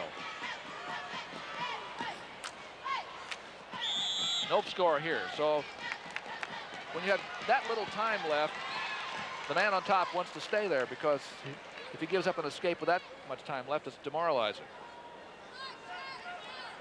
Stryker decides he has the choice. He goes down. They're tied, 2-2 in overtime. Live coverage of the Iowa High School Wrestling Championships from Iowa Public Television. Well, right here, the secret to Zapito is keeping Stryker down flat, and he might be able to work this armbar series that he has right here. He's got to keep him flat. Stryker can't come to his knees or his move's blown right here. Often at this level, we know that the high school wrestlers, the good ones, aren't used to being ridden really well. That doesn't happen to them very often. And you can bet Stryker's one of them. He doesn't get ridden very often. But he's been ridden for 35 seconds here and longer than that. A very important 40 seconds. Now he rolls. But nice follow by Zapito. It's just urgent for Stryker to get out because... Well, Zapito's in a good position right here because he doesn't have to ride much longer, and he's down on the hips of Stryker, and he was able to stay there. There's a very important ride, a full minute by Zapito. He rode Stryker out. And it's 2-2. He'll undoubtedly take down and hope to come out here quickly to go take the lead. Well, I'll tell you what, if it remains like this, I believe Stryker's the only one that has received a warning. Now you see Stryker trying to get back points out of this. Did he get them? No, he didn't. Now that would be a higher priority, by the way, in the criteria if there happened to be a tie here.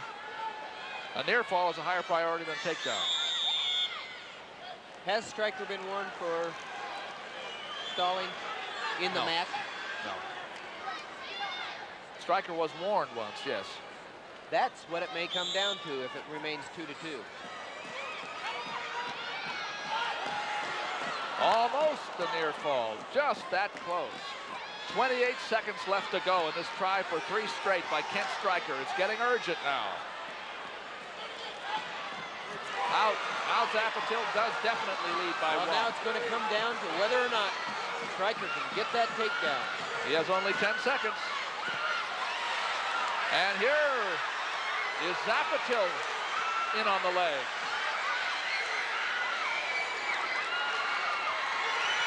It's Zapito. And it's Centerville. And it's the Centerville State Championship with the team. You're right. Congratulations, Centerville. Mike Halupnik is now the coach at Centerville. He's the coach of a state championship AA team. And the fans from Centerville are all standing up, giving that standing ovation. Chad Zapito, well, he showed why he was ranked #1. He won overtime against a youngster, Kent Stryker of Starmont Strawberry Point, who might at some point have been a 4-time champion. He can still win his 3rd because he's only a junior. Here are the champions at 112. 1A first.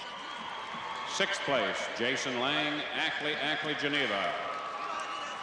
5th place, Alex Malcolm, Tabor, Fremont Mills. 4th place, Derek Decker, Maynard, West Central. 3rd place, Phil Morgan, Mapleton, Maple Valley. Runner-up, Matt Otten, Manly, North Central. And the 112-pound Class 1A champion from Lisbon, Shane Light. We look for the big stories, I guess, and he could be a 4-time champion if he won 2 more. But we've already shown tonight that it doesn't have to happen. Anything can happen. Those are the 1A winners at 112, the top 6. Here we have the AAs. Presenting the Class 2A 112-pound awards, Coach Frank Baltzley of Johnston. 6th place, Chris Mickelson, Eagle Grove. 5th place, Kevin Steffes, Carroll. 4th place, Kip Gebel, New Hampton. 3rd place, Rodney Griffin, Centerville. Runner-up, Mike Powell, LaPorte City.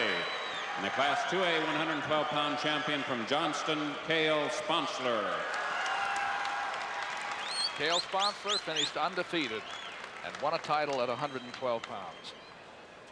Those are the AA winners. Cale Sponsler. Our next weights are going to be 126 through 145, and we'll have the AA classes to start. But as you've seen, we've been able to catch quite a bit of other matches. Presenting the Class once we 3A start. 112 Here's the 3A at awards, 112. Coach Dick Bleth of Lewis Central, Council Bluffs. 6th place, Dave Schmidt, Boone. 5th place, Mark Young, Council Bluffs, Thomas Jefferson. 4th place, Troy Fridley, Muscatine. 3rd place, Ken Stecker, Iowa City, City High. Runner-up, Greg Myers, Waterloo West. And the Class 3A 112-pound champion from Lewis Central, Council Bluffs, Doug Notek. The winner is Doug Notek, AAA champion at 112 pounds. And a good smile. Okay, let's go to Dick Trotter. In the 119-pound weight class in AAA, a lad by the name of Brad Brule from Fort Dodge has completed the circuit. He was 4th, 3rd, 2nd, and tonight he wins his first state title as he defeats Eddie Lee of Council Bluffs, Abraham Lincoln, 8-6. Now to Dean Borg. You're looking right now at the young man who has just repeated as state champion in 2A at 119 pounds, Chad Zapko. You were led up with just a few seconds to go there. Stryker says he knows that he would have lost it on criteria if you'd come out with a tie. Did you know that all you had to do was hang on? Well, I wasn't for sure, but I thought that was the way the criteria went. But I was still trying to get the 1-point escape to make sure. Now, you were behind 3 points with just a few seconds. Well, no, it's going into the final period of regulation time. And there, Stryker was hit with a stalling warning, and also he would jump the whistle. That put you only 2 points down. Did you know at that time that 2 points would do it for you? Well, I knew that I needed 2 points as high. Prior to that time, I was trying to hit at least a 4-point move so that I could, pull out the win. And then when he got the stalling point, that just helped because then I knew I didn't have to get the back points. Congratulations to you, Chad. It's Chad Zapito of Centerville repeating as champion at 119 pounds. Doug? Thank you, Dean. Dean Borg, Dick Trotter doing our floor reports. 126, we go to AA. Here is Storm Lake's Rob Seal against Spirit Lake's Tracy Tucker. Tucker is undefeated. The referee is our official of the year, by the way. This is Richard Gray. Well, 2 of his wins, Tucker's wins, are against Seal this year, but the last time it was 8-7. He's pinned him once this year, but it was 8-7 the last time out, so this should be a barn burner. Now, Tucker was in, the man who was in on the leg, and he leads now 2-0. Boy, he wants to let him up and turn him loose and go away again. There's the 1A class we'll be keeping our eye on too. Lynn Silver against Bobby Short. Silver of Acton, Geneva, Short of Central Decatur. And at AAA, it's Kurt Christensen of Dubuque Hempstead and Jeff Thyler of West Des Moines Dowling. We're going to see the 3A champion Dowling wrestlers coming up. Jeff Thyler of West Des Moines Dowling.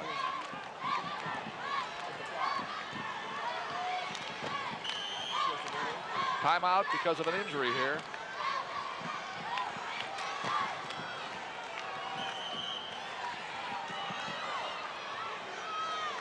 It is an injury timeout. Rob Seal says he's ready again, limping a little bit. He trails 2-1.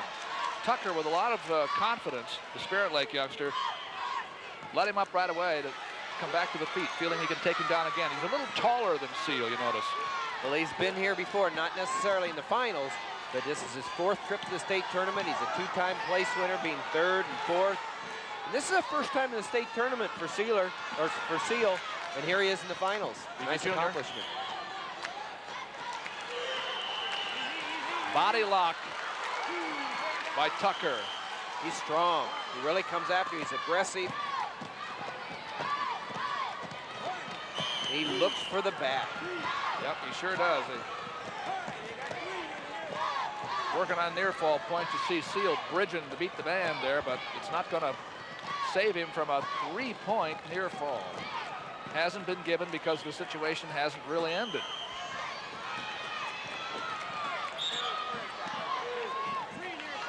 Seven to 1 now in favor of Tucker. He must have learned something in winning 8-7. Well, he probably just remembered the time before when he was able to put Seals back to the mat just long enough for a pin to be called. Tucker scored a lot of points in this meet so far, too. There he is riding with a leg in.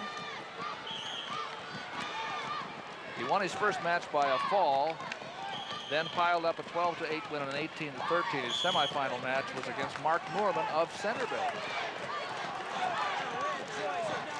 Storm Lake is another school that has really come on, has done a nice job this year. They're looking right at that silver trophy there for that second place.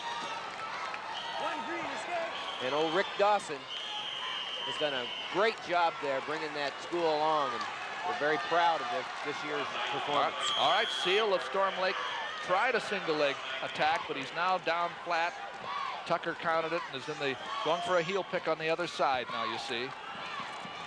Well, I think Seal just had to kind of give that one up. Tucker had a better position than he did, and he couldn't counter. Now he's trying a bent leg Turk. We've been seeing that a lot this year. In the college wrestling series, you bet. And Tucker has a lot of offense, and like you said, a lot of confidence. He's really mixing it up. 9-2 now. Physical. He's going to let Seal go. 9-3.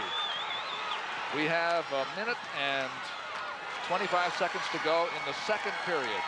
See, he dropped down. He lowered his level, dropped down to that single, just took the angle away, and really, Seal had nowhere to go but down. 11-3, favor of Tucker. Boy, he looks like he's been studying for a week on this one. And he's still controlling that leg right there, looking for that back.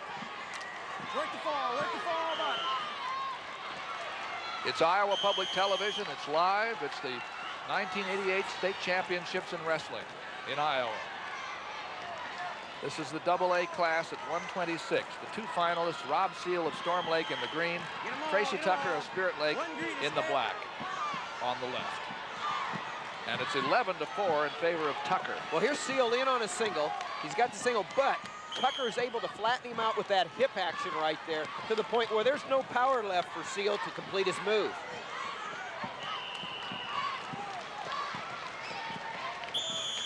Now he's just hanging on, and they call a stalemate. That position didn't hurt Tucker at all. He has a 7-point lead, and he can afford to see the clock tick him off. And he goes right in on a single leg. And see the way he is able to change that angle to the point where it is very easy on the follow-through for him to get the 2 points. 13-4 in favor of Tucker. And the second period is almost history. We're going to show you in between periods here. Okay, Red, your Tucker choice. leading 13-4. Going neutral. The AA standings. Last period, man, going neutral. Centerville has clinched the championship. They're up by 14.5. They can't be caught. But Storm Lake can clinch second here if Seal could win. 2 takedown. But he's losing 15-4. Now we're getting into position where it could be a technical fall with a 15-point difference, TJ. Well, Keep it 90, keep it Tucker 90. is physical. Straight across, He's going straight right across. at, look at this. He's going right to the 1. back. He's got good chest-to-chest action right here. 1, 2, 3. He's a tough-looking wrestler, I'll tell you. 3. Tracy Tucker. The reason he hasn't been beaten this year. He has at least a 3-point near fall. And he has all sorts of time. He could just stay in here till the end of the match. 3 near fall. Coach Jim Jackson says, hey, let's get that technical fall. 18-4. All he needs is a takedown. 18-5. 13-point advantage, takedown will be escape. it. He needs a takedown, and he can win it by a technical fall. In 1A right now, the score is all knotted up, 2-2, between Lynn Silver, Ackley Geneva, and Bobby Short from Leon Central Decatur. And Jeff Thyler is beating Christensen, too. Here comes the takedown, and that's it. Tracy Tucker wins 20-5. It's a technical fall. He's the state champion, has an undefeated season. I started to tell you about AAA's score. Jeff Thyler of West Des Moines leading Christensen 4-3 with about a minute left in the match. Jim Jackson, the coach at Spirit Lake, practicing that catching you were talking about, Doug. There it is. And Tucker really... Let's go to 3A here, TJ. We were mentioning Christensen and Thyler. This is the first time we've seen a Dowling wrestler. And the Dowling wrestler here, Thyler, in the maroon, is leading 4-3. Christensen of Dubuque Hempstead in the green. The time remaining, let's set it up for you, 52 seconds. Third period, final period.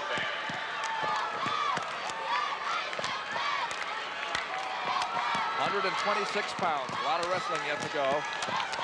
Thyler of Des Moines was third last year at 112. And Christensen qualified at this weight last year.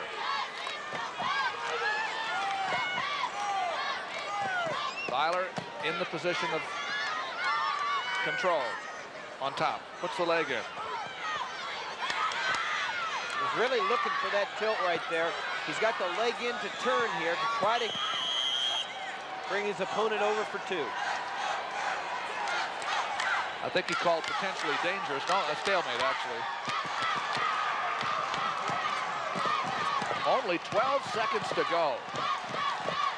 Christensen has to escape in 12 seconds to send the match into overtime. He's not looking for the escape. He's looking for the two right here. Stalemate again. Mike Allen is the official. One of the most experienced, one of the best officials in the state. Officiates referees at the high school and the college level. Tyler's got a hold of the ankle, and that'll win it for him in a state championship. Thyler of West Des Moines Dowling adds to his team's already unbeatable total at AAA. 126-pound champion.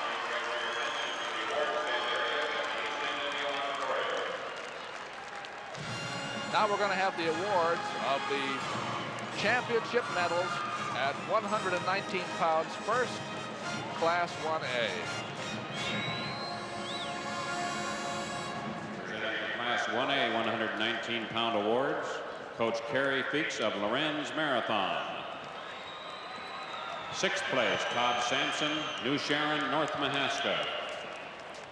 Fifth place, Rhett Wickett, Truo, Interstate 35. Fourth place, Brad Lundquist, Corning. Third place, Chad Williams, Lisbon.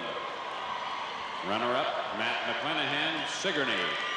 And the 119 1A champion from Lorenz Marathon, Tim Griffin. Tim Griffin from Lorenz Marathon in Northwest Iowa. He won by a fall tonight over McClanahan, a thrilling victory for him. The 1A championship, 119 pounds. Now we're seeing the AA people go up on the stand, and this was a heck of a match, too. This is the men on the top two are Stryker and Zapatil. Awards, Coach Mike Kalupnik of Centerville. Sixth place, Brent Beck, Grinnell. Fifth place, Tim Kraus, Cardinal of Eldon. Fourth place, DeLynn Fredrickson, Sheldon. Third place, Matt Fogelsang, Comanche. Runner-up, Kent Stryker, Starmont, Strawberry Point. And the Class 2A 119-pound champion from Centerville, Chad Zapatil. Two-time champion, Chad Zapatil of state champion Centerville. AA team title won by Centerville, led by, among others, young Mr. Zapatil. Class Here are the 3A 119-pound awards, Coach Hans Getch of Fort Dodge. Sixth place, Mike Hatcher, Cedar Rapids Prairie. Fifth place, Brad Huffman, Cedar Falls. Fourth place, Scott Tucker, Dubuque Hempstead. Third place, Eldridge Brantley, Clinton. Runner-up, Eddie Lee, Council Bluffs, Abe Lincoln. And the 119 3A champion from Fort Dodge, Brad Brule. Undefeated year for Brad Brule. Here's Dean Borg. 56 pounds, a young man who's been here for 3 years, took home a state championship tonight. Bobby Short of Leon Central Decatur put together 2 takedowns to defeat Lynn Silver of Ackley, Geneva, 4-3. Lynn Silver had 3 escapes, but Bobby Short took 2 takedowns. That scored his 4 points and decisioned Lynn Silver 4-3. So the state champion, Bobby Short, at 126 pounds in Class A. Doug? Thank you, Dean. We're now at 132 pounds, and we have some big matches here. We're going to start, according to the Iowa High School Athletic Association 3-year rotation, at 132 at double A between Brad Gazaway of Eagle Grove and Stacy Rice of Storm Lake. Rice is undefeated and this year, and he was a state champion 2 years ago. Lisbon, by the way, has run off with the 1A championship, and Centerville just a few minutes ago clinched the AA championship. Dowling is already the team title winner at AAA. You'll see the other wrestlers at the other mats in just a moment. Brad Gazaway is in the green right there, and Stacy Rice of Storm Lake. Well, I think we have a real good match here brewing up. We have Rice, who's, like you said, a state champion as a 9th grader. He was 5th last year. A lot of experience. I gave you the wrong colors there. That's Rice of Storm Lake in the green. And at the other mats, 132 pounds, 1A, Tom Hogan of Gilbertville Don Bosco against John Steckelberg of Stuart Menlo. And at AAA, Rob Watt of Ames against a touted wrestler, Tim Anderson, undefeated from West Des Moines Dowling, the winningest wrestler in Iowa history. We'll keep our eyes on that one. Well, our eyes right here on Rice and Gazaway, and Rice is a strong wrestler. He got the first takedown. You can see physically, you can see the muscles in Rice's arms right there as he takes Gazaway back down to the mat, flattens him out. He's got a lot of physical strength. Keep it flat now. Stacy Rice. He likes to come out front with a crossface. You can see right here he's working on some arm bars, but now right here it's kind of a crossface, and now he pulls underneath and he tries to force his opponent over to the back. That's his bread and butter right there. Really putting a lot of pressure on the opponent. In this case, Gazaway from Eagle Grove. And Rice is only a junior. He won a state championship as a freshman, and last year came down to 5th somehow. And Gazaway was 4th last year, 2nd the year before. And he's a senior. You may remember, if you're a sports fan around Iowa very much, you maybe remember Brad Gazaway's father, Bucky Gazaway, who was a basketball player. And somehow, young Brad got sidetracked to wrestling. Well, I'll tell you what, he really likes the sport. He's a smart wrestler. This young man, Gazaway, is the #1 ranked student in his class with a 3.9 grade average. And now 1 point behind Rice after that escape. Gazaway has already been accepted at the Naval Academy, Doug. Good man, your choice. That's the kind of student he is. That's fantastic. Brad Gazaway. Stacy Rice of Storm Lake has gone through this season undefeated. Gazaway has lost twice, but not yet in the state tournament. They are the #1 and 2 ranked men at this weight.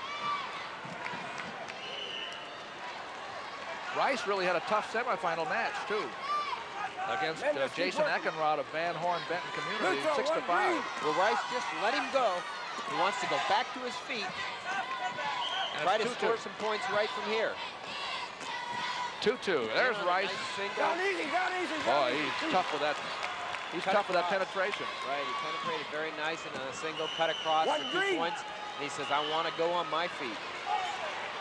Well, this is where Gazaway likes to be, too. He likes it here.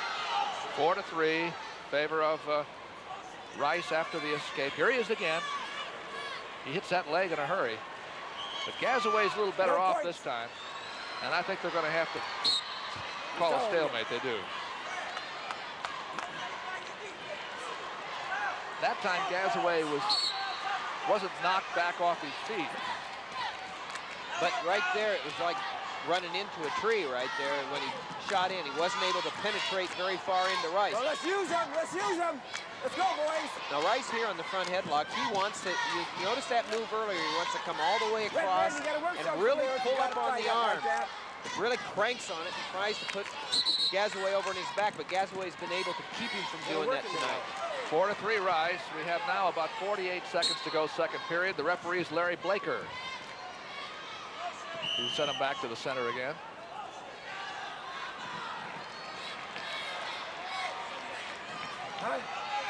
It's obvious that Gazaway's going to have to develop an offense to the outside. Now Rice hit him again on the leg. Let's try to move something from there. He's Let's cutting try to off, work it and look from at there. the strength. He's able to lift right through it. And unless Gazaway's able to hold on, which he just was, Rice was in good position. Anderson leads Watts at AAA 4-2. Anderson and Dowling. 4-3 here. It's the man in the green uniform. Rice leads by 1. He has 2 takedowns, 3 escapes to Gazaway. Get in there. Gazaway's decided to go outside and stay out, not tie up. Well, that's what I think that he has to do to beat Rice. He can't go penetrating right up the center. He's realized that. He's got to develop an outside attack, possibly get into the front headlock if he can get there. In single A right now, Tom Hogan from Gilbertville Don Bosco is leading John Steckelberg from Stuart Menlo 2-0 with 40 seconds left in the second period. We're going to start the third period here. Rice is taking some injury time. That's Mike Woodall, the coach of Eagle Grove, talking with Gazaway right now, saying, hey, it's 4-3. You know what you can't do. Now let's work on what you do best. And I believe it's an outside game right now. Well, what is Rice going to pick here? It's going to be Rice's choice. Let's go, man. If he goes down, he could pick up another point and get to his feet leading by 2. But does he want to do that? You're down. Yes, he does. He's going to take the down position. Gazaway on top, leads by 1. Sometimes it's a good thing to do in high school competition because you don't know how well the man on the bottom has been used to, how well he handles riding. Go. You're right here. Gazaway was not really able to keep Rice from getting to his feet, but he did put him back on the mat again. Well, right now, Gazaway's the man on attack. He's got a situation where he's got some dominance. He's able to break Stacey Rice down on the mat, but he's a very intelligent wrestler, and right now he's got to be thinking, okay, where do I stand the best chance of winning this match right now? You can bet this young man's won a lot of matches this year with smart wrestling. You know that he knows where he's at. Hogan leads Steckelberg 2-0 after 2 periods at single A.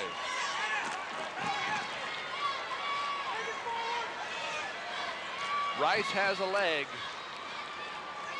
Now, a little better position against the man on the top than it was a few minutes ago. But Bottom man, let's try to come up with that leg. You got some room to move. Well, we had a heck of a match down in AAA. Just to update you, Tim Anderson did win his second state championship, 5-4 over Watt for Mainz. A tough match there by Tim Anderson, who's the winningest wrestler in the history of state of Iowa high school. Okay, Rice is out. Yeah, and I think it was almost, and that was engineered right there by Gazaway. He knew now, I've got a minute left. I've got to go on my feet. I'm not going to be able to turn him. So Doug, just so many times it comes down to this, that 1 minute drill. Really, it's fun. It's strange to me how Rice gives the impression of being bigger than Gazaway. He does, but you know he's slowed down since the first. And Gazaway seems to have the steam right now, and they're calling Rice for stalling. You're backing out of there now. That's just a warning. He hasn't been penalized yet. Right here, Rice was able to get in on that single, and he has the single. From there. Let's try to work it. Good place for him to be with 20 seconds to go. The official, Larry Blaker, says he's not going to look at that one any longer. He's going to call them back up on their feet again. 18 seconds to go.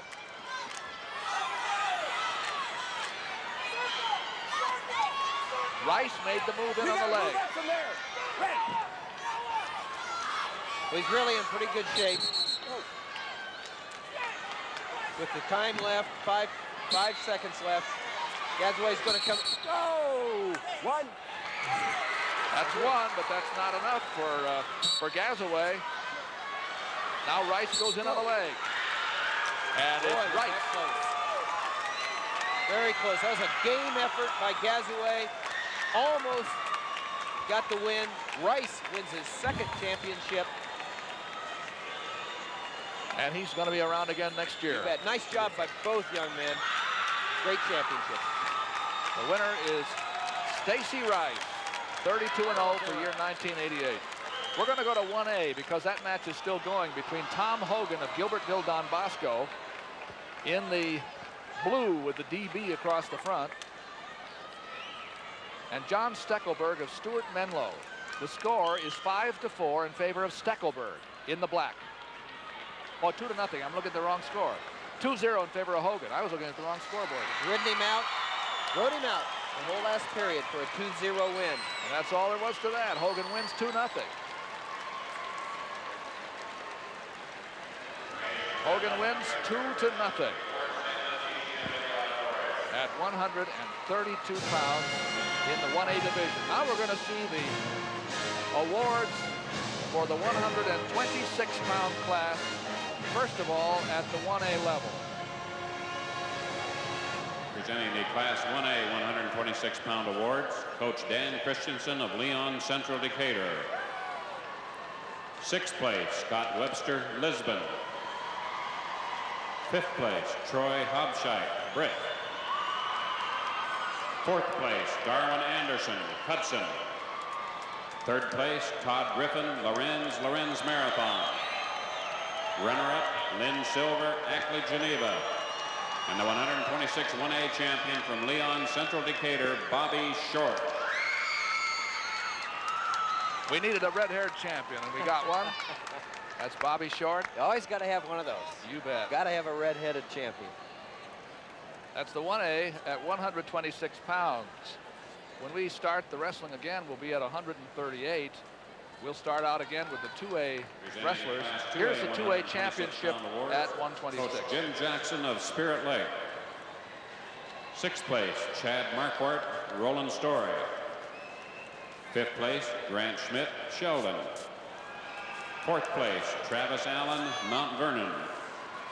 Third place, Mark Mormon, Centerville. Runner-up, Rob Seal, Storm Lake. And the Class 2A 126-pound champion from Spirit Lake, Tracy Tucker. I think if you tried to figure out who had the most points scored during this tournament, it would probably be Tracy Tucker. Boy, he was physical. He was very aggressive and was always looking for the back, Doug. Those were the 2A top six. Now we're going to 3A. These are the large schools. Class 3A 126-pound awards. Coach Bob Dara of West Des Moines Dowling. Sixth place, Mike Matheson, Davenport North. Fifth place, Brad Kreiner, Ottumwa.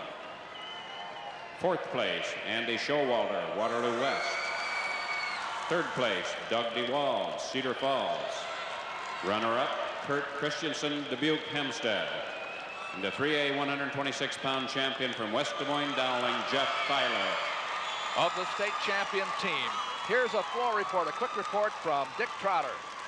All right, and tonight we saw a young man from West Des Moines Dowling, Tim Anderson, just continues to win. He has now won 42 on the season. He doesn't know how to lose, but tonight he had a tough challenge from Rob Watt of Ames. The final score ended up Anderson 5 and Watt 4. And there you see a happy lad who will be racing over to greet Coach Bob Dara. Now, let's go to Dean Board. You'll be looking at a happy lad right here. He's Shane Light of Lisbon, who defeated a young man who was going for his 3rd straight championship tonight at 112, Matt Otten of Manly North Central. You beat him, Shane. How do you get psyched up to go after a man who's won 2 state champions? Well, I knew that I didn't have no pressure on me, and all I had to do was just keep going after him, and I knew he'd wear down, so I knew I had it won. And is that what happened? You wore him down? Yep. Well, how do you train to do that?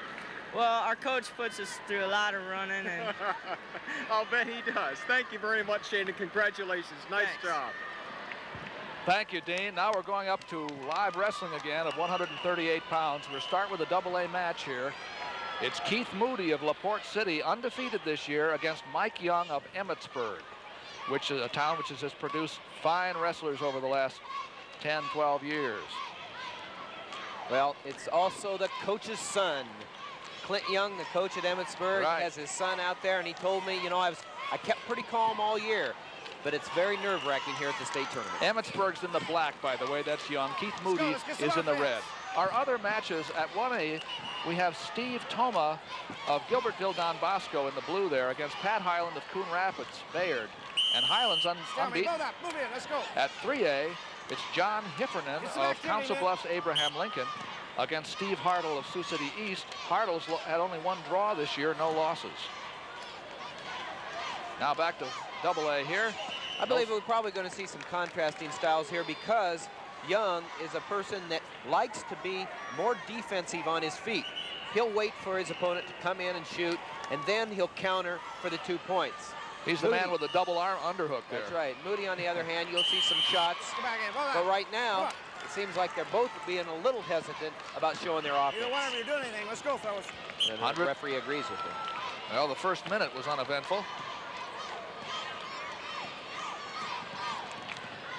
Keith Moody is slightly taller. Young is compact. And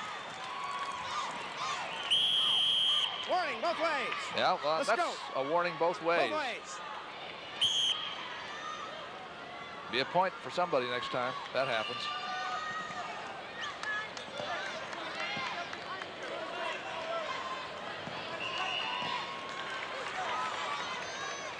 LaPorte City sure had a good year this year, Doug. And Moody is just a crowning point for a good effort this year, and Coach of the Year, Dick Engvall. Let's go, man, let's go.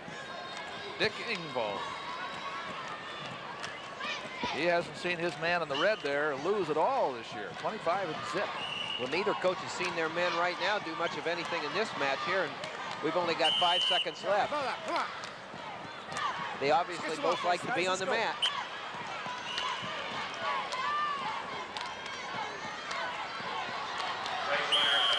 They don't shoot much, do they? They were tying up high and satisfied to stay there. Right down. Do you know, now this is interesting, Young chose down. Both been warned, man. Let's Doug, get some activity. he has not been ridden longer than 30 seconds all year. Countdown. Has not been ridden longer than 30 seconds all year. Well, Moody brought him back to the mat again. He's been ridden about half of that right now. Uh-oh. That one didn't turn out so well for Moody. But he got his feet back under him, and he's in shape again. Nope, no change. 28 seconds. Well, they ticked a couple extra seconds Yeah, they off did. there. I saw that. So if he gets 4 seconds, there's the Coach of the Year, Dick Engvall. Dick Engvall. Well, now Moody's got a distinction. He has ridden Mike Young longer than anybody else all year. And he gets out in 36 seconds. Mike Young of Emmitsburg leads 1-0. And we go back to that controlling the head. You see Mike Young gets the collar tie up with his right arm. Trying to control the head, you see? They both look strong. Mike Young is a strong weightlifter. That's a big part, been a big part of his last 2 years in the development. And as you said, you're both stalling as well each way. One each way. One each way there. Keith Moody's a little bit bigger, but Mike Young certified at 132 this year. One of his losses came to Stacy Rice from Storm Lake, who just won a state title. Probably has something to do with him moving up. He felt he had his best chance there. Here he is in the finals. Moody of LaPorte City in the red. Here comes Young around from behind. Was that an inbound shot? No. No point scored. That was the closest we've had.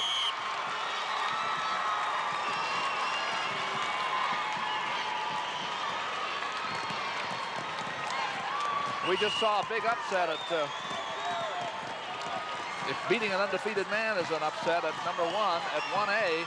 Here comes Mike Young of Emmitsburg with 10 seconds to go. He's leading 2-1. Pat Highland of Coon Rapids just pinned. Was pinned. Green's choice. The winner was Toma of Gilbertville Don Bosco. Right, that was what I meant to say and didn't say it. Set, cover. All right, 2-1. The man on the bottom, Keith Moody, needs a point. He could get it by escaping.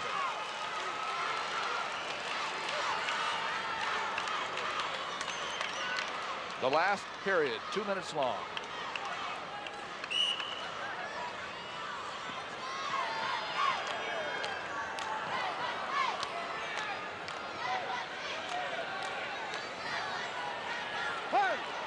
There's the escape, 2-2.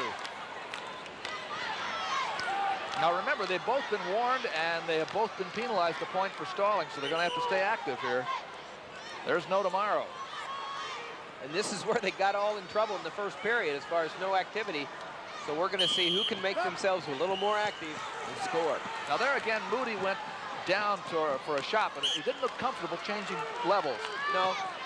And that's partially due to Young being such a good defensive wrestler on his feet.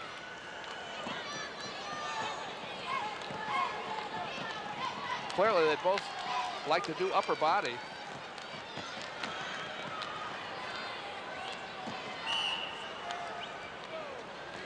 Less than a minute to go, 2-2.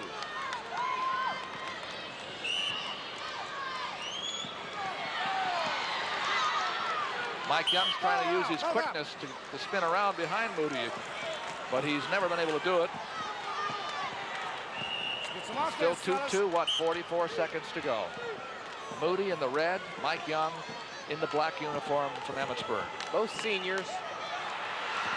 Oh, here is the speed of Young, got that takedown. He was finally able to use that quick speed and spin around for 2. The only takedown of the match. Out of bounds. Bring down.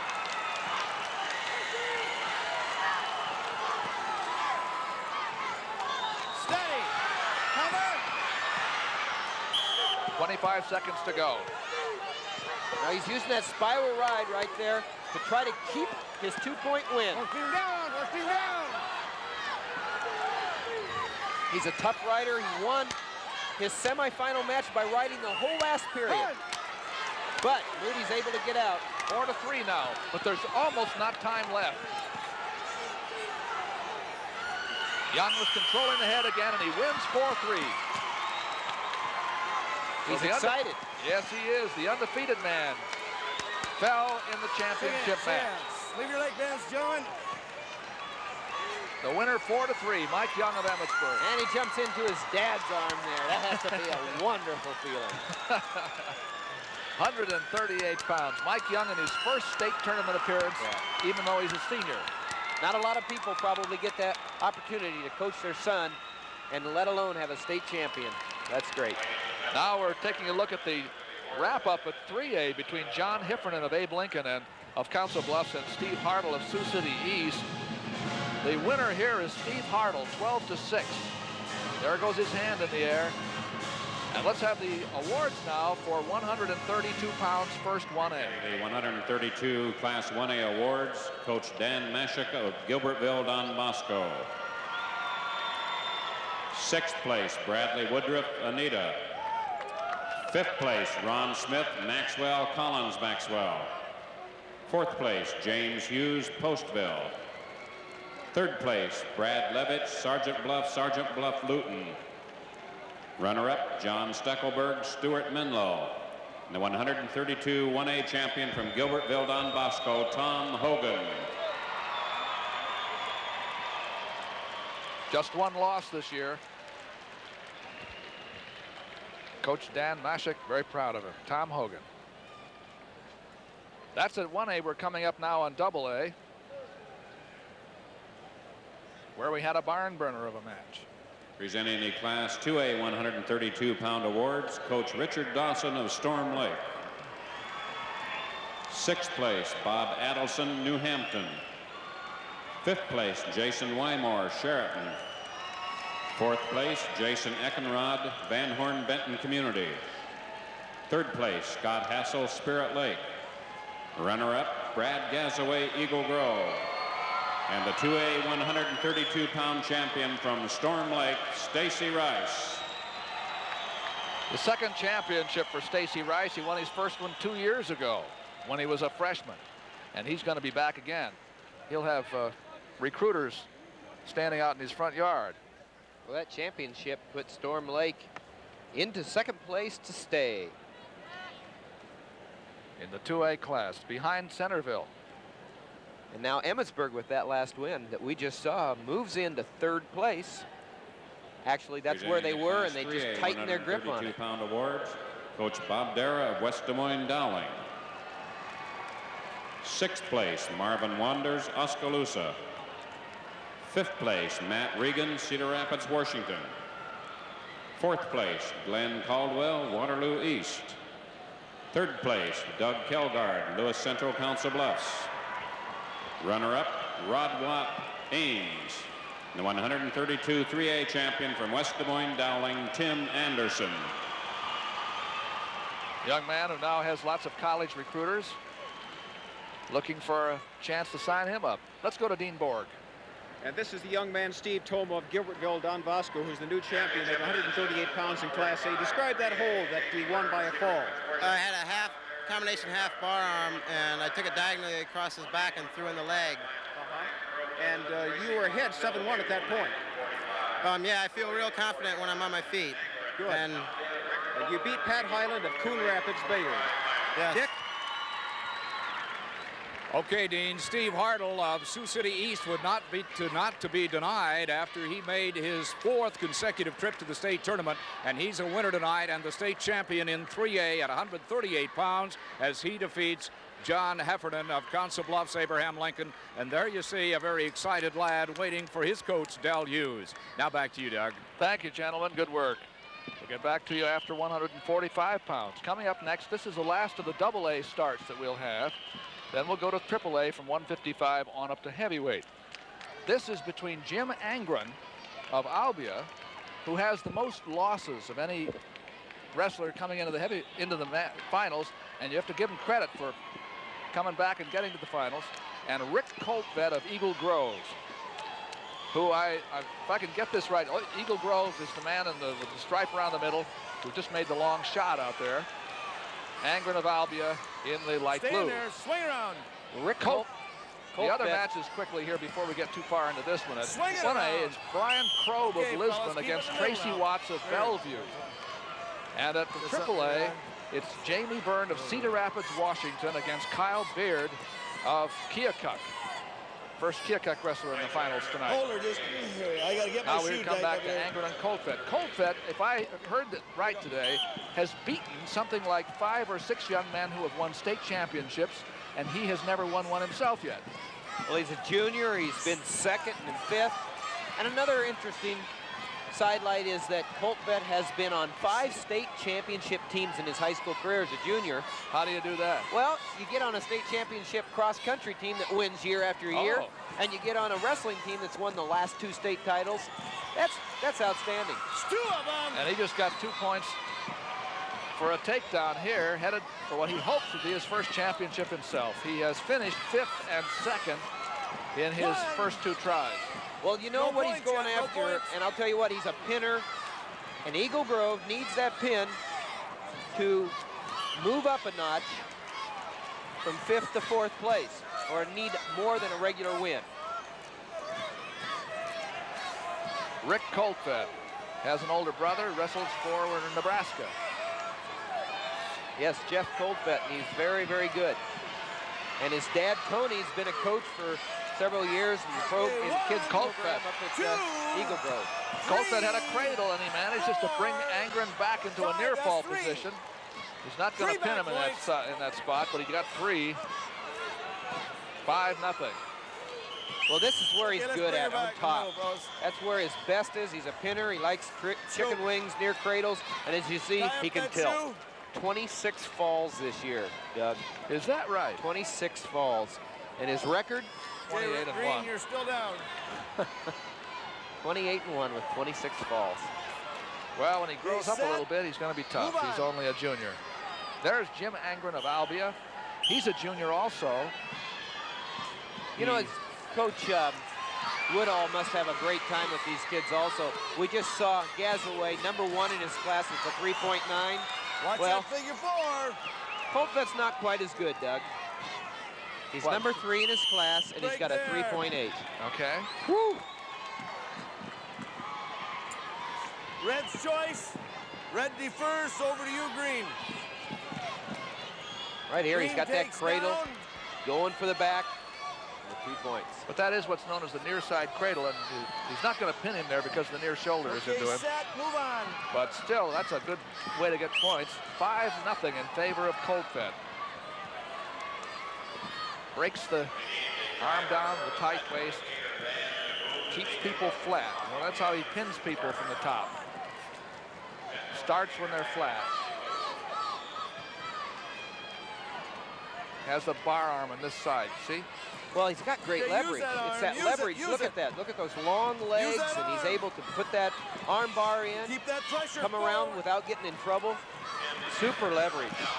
The end of 2 periods at 1A, Brian Probe of Lisbon's leading Tracy Watts of Bellevue 3-2. Watch it. Now that's a chicken wing in the bar arm, or half Nelson in bar arm. Watch that. Years ago, we used to watch Dan Gable use that combination. Pretty good. He was.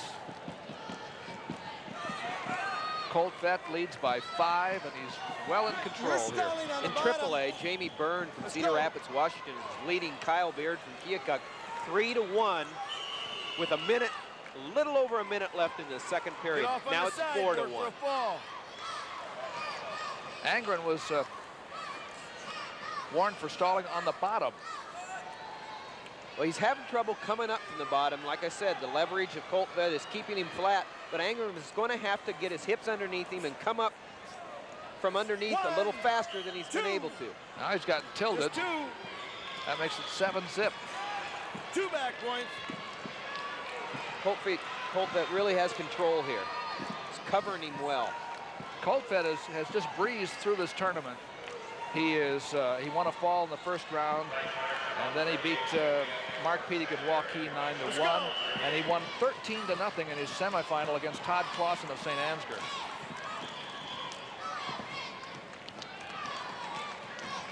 Actually, Angren did very well in all 3 matches. He didn't have any close matches, at least in the final score.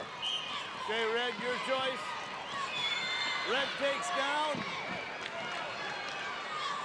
Well, an update in 1A at 1:45 at the end of the second period.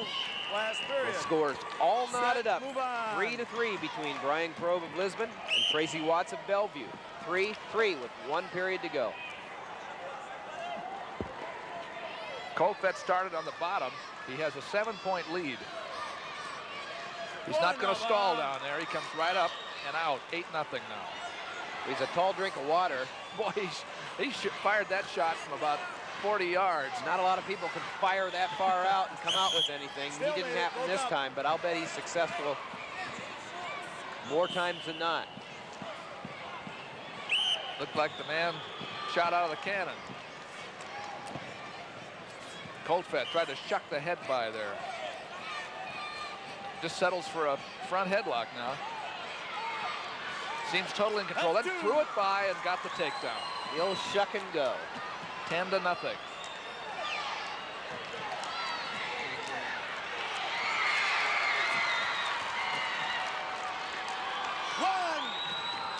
Didn't get enough. A little over a minute to go. Coldfett leads by 10. Get up off that. Get off on this side. He's not staying parallel, though. He is staying parallel on top, you see, and the official would rather see him get off to the side. One here, he's stalling on the bottom, one on top. Well, he's surviving on the bottom is what he's doing right now, and we've got Colbert looking for those points. Still didn't get enough there. Not quite. Brian Krob leads Tracy Watts of Bellevue 5-4 at 1A now with about a minute left to go. And Jamie Byrne from Cedar Rapids, Washington is leading now 9-4 over Kyle Beard from Keokuk in the AAA match. That's Angren's first point. He now leads, he trails 11-1. Great stalemate at both up. This one is going to go to Colfed because there are 6 seconds to go. Angren made a long shot. There wasn't really anything there. It's going to end right here. 11-1, Colfed. The first state champion by Colfed, by far from the first championship for an individual at Eagle Grove. That's great history of that from town. the Colvett family. All right. It's at least the third.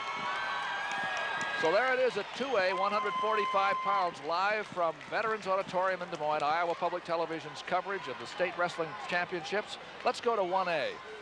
It's where close. Lisbon's Brian Krob in the red and the black is wrestling Bellevue's Tracy Watts in the blue and leading 5-4 with just a few seconds left.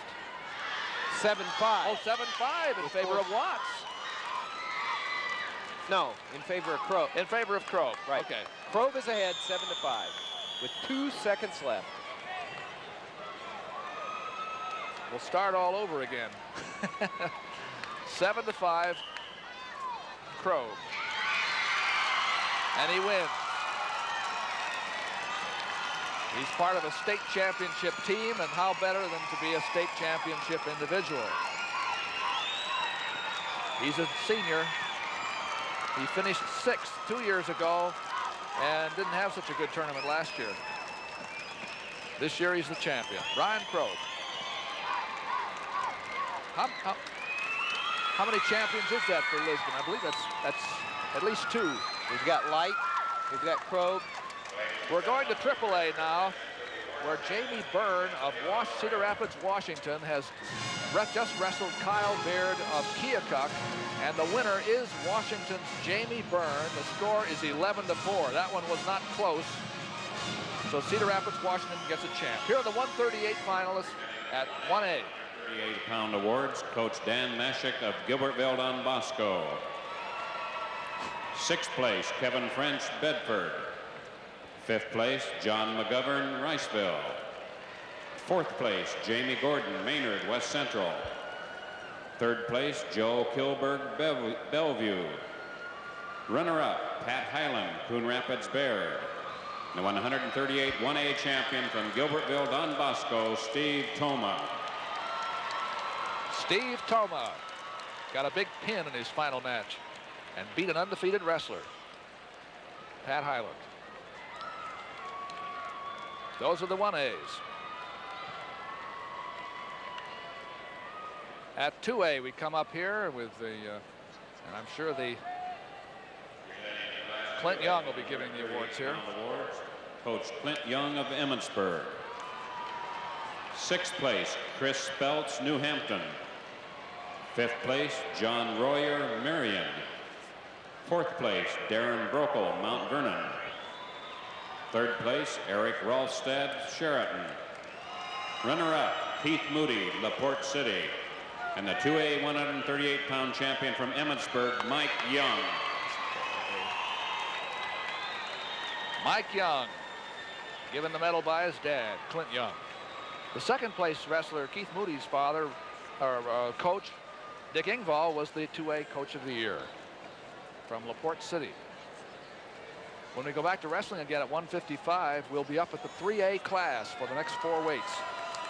The big schools. Coach Del Hughes of Sioux City East. 6th place, Augie Gutierrez, Bettendorf. 5th place, Jeff McAllister, Cedar Rapids, Jefferson. Fourth place, Jeff Lavelle, Marshalltown. Third place, Earl Harrison, Cedar Rapids, Washington. Runner-up, John Heffernan, Council Bluffs, Abe Lincoln. And the Class 3A 138-pound champion from Sioux City East, Steve Hartle. State champion from Sioux City East. Let's go to Dean Borg. Well, you saw the final portion of the match in which Brian Kroeb of Lisbon took home another gold medal for that Eastern Iowa town tonight. And new champion Brian Kroeb defeating Tracy Watts of Bellevue 7-6. Let's go over to Dick Trotter. All right, Dean, Jamie Byrne of Cedar Rapids, Washington, pulled off the big win tonight at 145 pounds to win the state title, and he is one happy lad with his defeat at 145 pounds. With me now is a gentleman from West Des Moines Dowling, Tim Anderson, who has won his second consecutive title. Tim, tell me what Coach Bob Darris said a little before your match. He said just not to go out and try to be flashy, just go out and get the job done, you know, win by a point, it's still a win. And when you started out, it looked like you were in complete control, and the match ended up just 1 point over Mr. Watt of Ames. I knew I had to go out and get after it early because I haven't had really a lot of close matches, and I knew he'd be in tough shape, and his technique is really solid. All right, Tim, thank you very much. Tim Anderson of West Des Moines Dowling, your state champion at 132. Now back to you, Doug. Thank you, Dick, indeed, and here we go at 155. This is where we start watching, in the first stages of the meet, the AAA wrestlers. And here we have Shane Yates of Indianola at 155 against Marcus Mangum of Waterloo East. Now Mangum on the right there has 26-1 record. Yates of Indianola is 30-1 coming into this match. The referee is Bill Roth. Roth, that's it, Bill Roth. We should know that, shouldn't we? That's right, we have him in collegiate matches this year. And I walked by him and I said, "Hi, Mr. Rotes," and he said, "That's right, Rotes." How about that? Well, at 1A, we have Greg Hansen of Avoca against Dan Kopriva of Traer, North Tama. And then at AA, Mike Bergen of Cresco, undefeated, against Mark McGrath of Emmitsburg, who's also undefeated. That ought to be good. Here we are at 155. No score yet. Marcus Mangum of Waterloo East against Shane Yates of Indianola. Well, speaking one more time of that AA, that Emmitsburg match then has a chance to put them up for the second place trophy.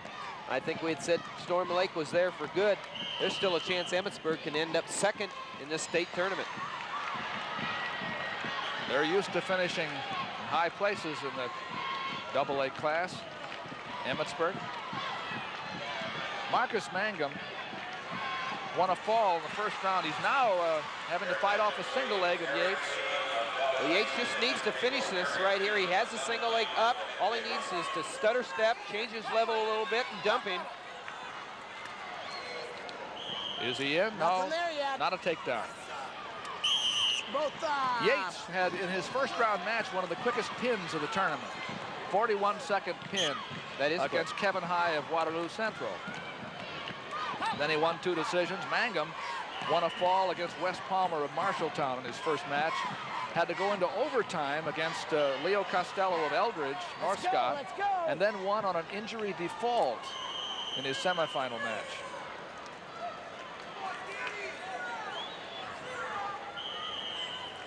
This is a 3A class, and between periods we'll show you the team standings at this level, the biggest schools.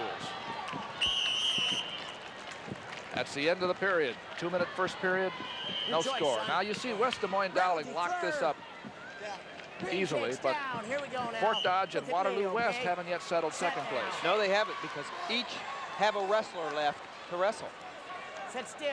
And of course, if you win in the finals with a regular decision, it's 4 points. That would take Waterloo West to 76 points for second place.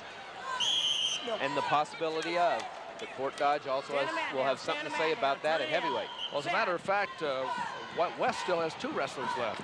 So there's a lot of action left in AAA. Second period, Yates started down. You know, you may not think that after first place people care too much, but they really do. The difference between that second and third place trophy is big in the eyes of the wrestlers and coaches.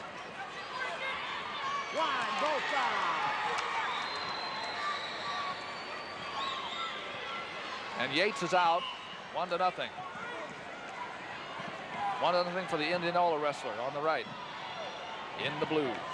He's in on, almost got in on a single. That's good positioning by Magnum. What? Yates coach, Wes Creason. And Indianola. No score there on the edge of the mat. Good shot. There's Wes Creason right there. Indianola. That was a good shot by Yates. 155 pounds. Oh, good double leg. Talk about our Mangum. freight trains right there. Great penetration. It was explosive. He hit the hips before Yates knew what was going on right there, and that's why he was able to turn that into 2. I was beginning to wonder what he did on his feet. And all of a sudden, there he was. 1, 2, 3. But Yates did get out. 2-2. With 57 seconds left in the first period. The only takedown is going to Mangum. And that's quite a takedown. Got to give him about 3 for that. Boy, he hit him hard. Good penetration. Wasn't quite the same type of explosiveness right there. No. I think he decides when he wants to go. Team championships have been decided. Lisbon. Fix it.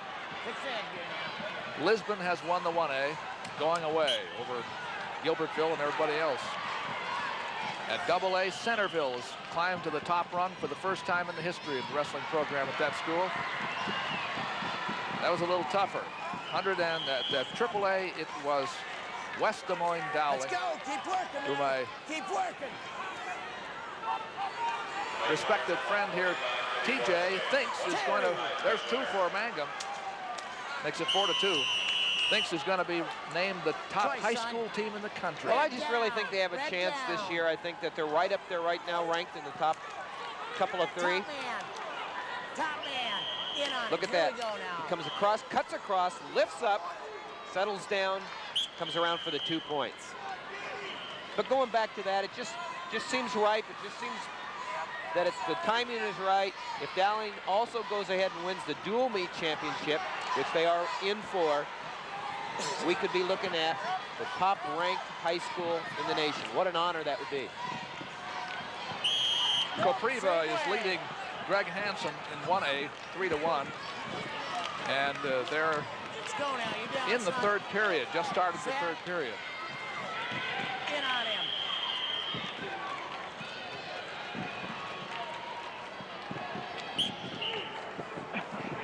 And in 2A, it's 1-0 in favor of McGrath of Emmetsburg over Bergen of Crestwood with about a minute and a half to go in the third period. Gotta use that This is Yates on top, but he has 2 points to make up.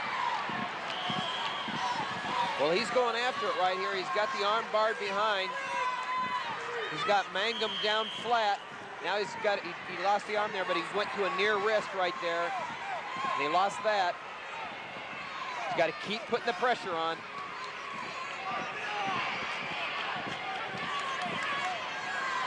Time is ticking away. It's a minute to go. Bill Roach sends him out to the middle again. The difference here has been takedowns because Marcus Mangum has made 2. In on him. And Yates on top has scored only on escapes. He started this period on top. Now it's 5-2.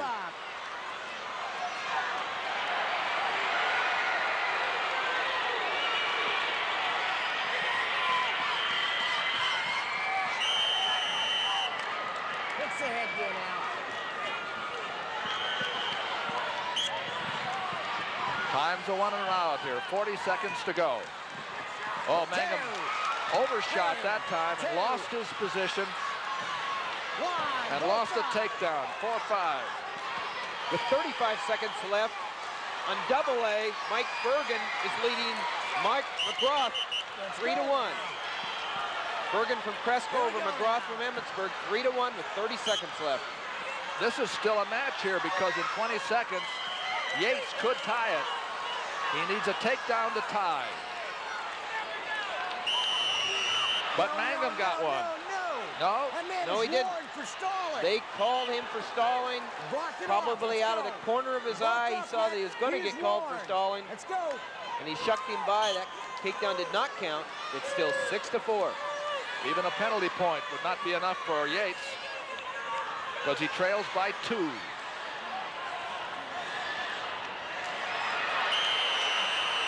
And that's it. The winner for East Waterloo High School is Marcus Mangum over Shane Yates of Indianola, 6-4. Shake hands.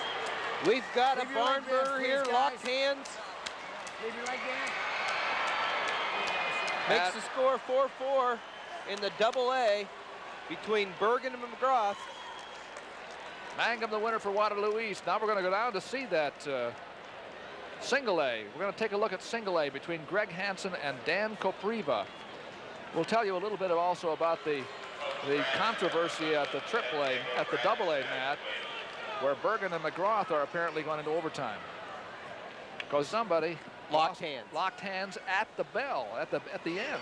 Well, I believe the Emmetsburg man came up with a takedown late, and they gave him the 2 points right when time was running out. At the same time, he locked his hands and lost a point. And it's all tied up. Great action. All right, here we are at 1A. Greg Hansen of Avoca against Dan Kopriva of Traer, North Tama. Neither one of these men has lost a match this year.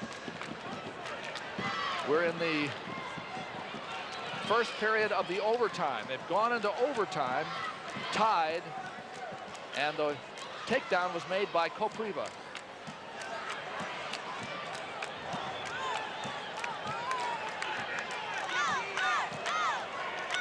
And the escape makes it 2-1.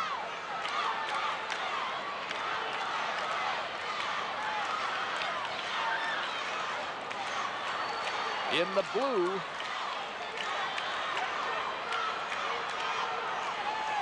blue, is Hansen, and in the red is Kopriva.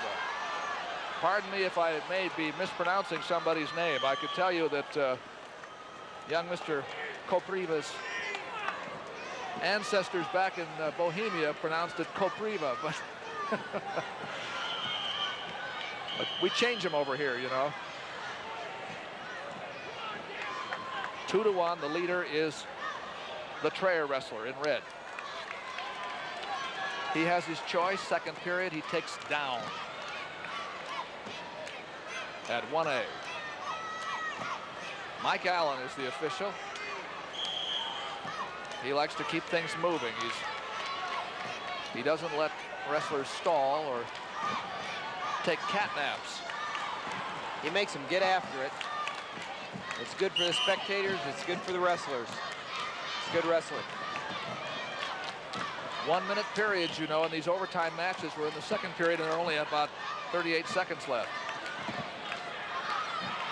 Now this isn't really doing Hansen any good. There's a warning on the bottom against Kopriva.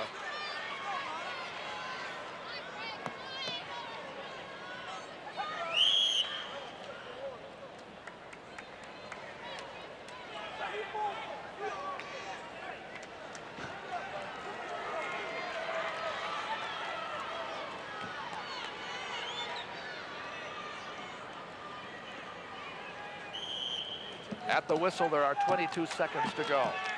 Hansen on top. We would like to get it there. Oh, he locks up a cradle underneath. Now let's see, can he do anything with this with 15 seconds to go? Got to make up his mind what to Whether do he with wants to do anything with it right there. And he didn't.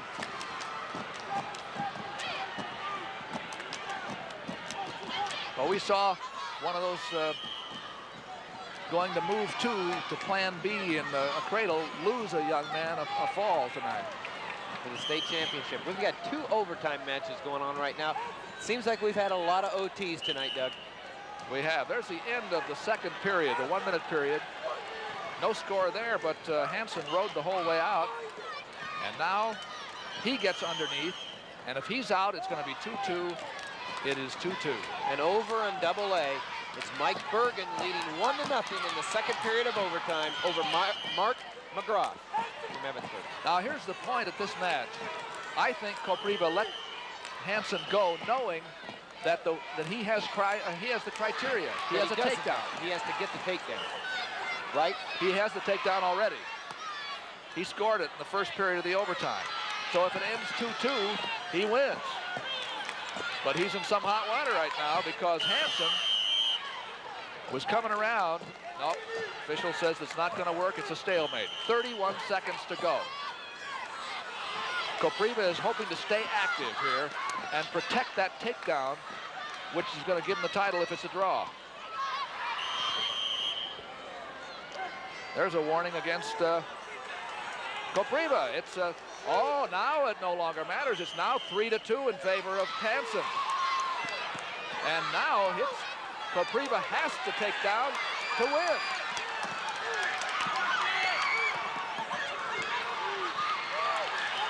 They just gave 2. A takedown for Hansen makes it 5-2, and he wins.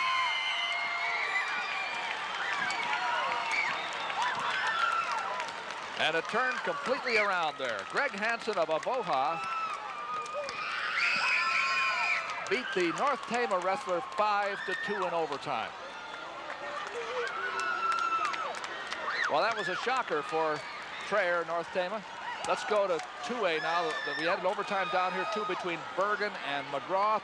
And Bergen of Crestwood is leading 1-0 with 35 seconds to go. And he's on top against Emmetsburg's Mark McGrath. Whew. And they just don't quit. No let up here, no break. And Escape ties this one. Wow. And then you get into really tough situations because 1-1 doesn't give you much criteria in the overtime to go by. Tough ride, though, by Bergen. He has to ride McGrath out. And he doesn't. He couldn't do it. He's going to lose 2 here. 2 points. A reversal by McGrath. And it looks like Emmetsburg's going to go into second place. That was a near fall. Was it a 2-point or a 3-point near fall? The match ends, and that one turned around in the last second. Wow. It takes Emmetsburg to 62 points. Storm Lake with 60 and a half. Second and third place. An overtime victory by Mark McGrath. All right, we're going to get the awards now at 145 pounds.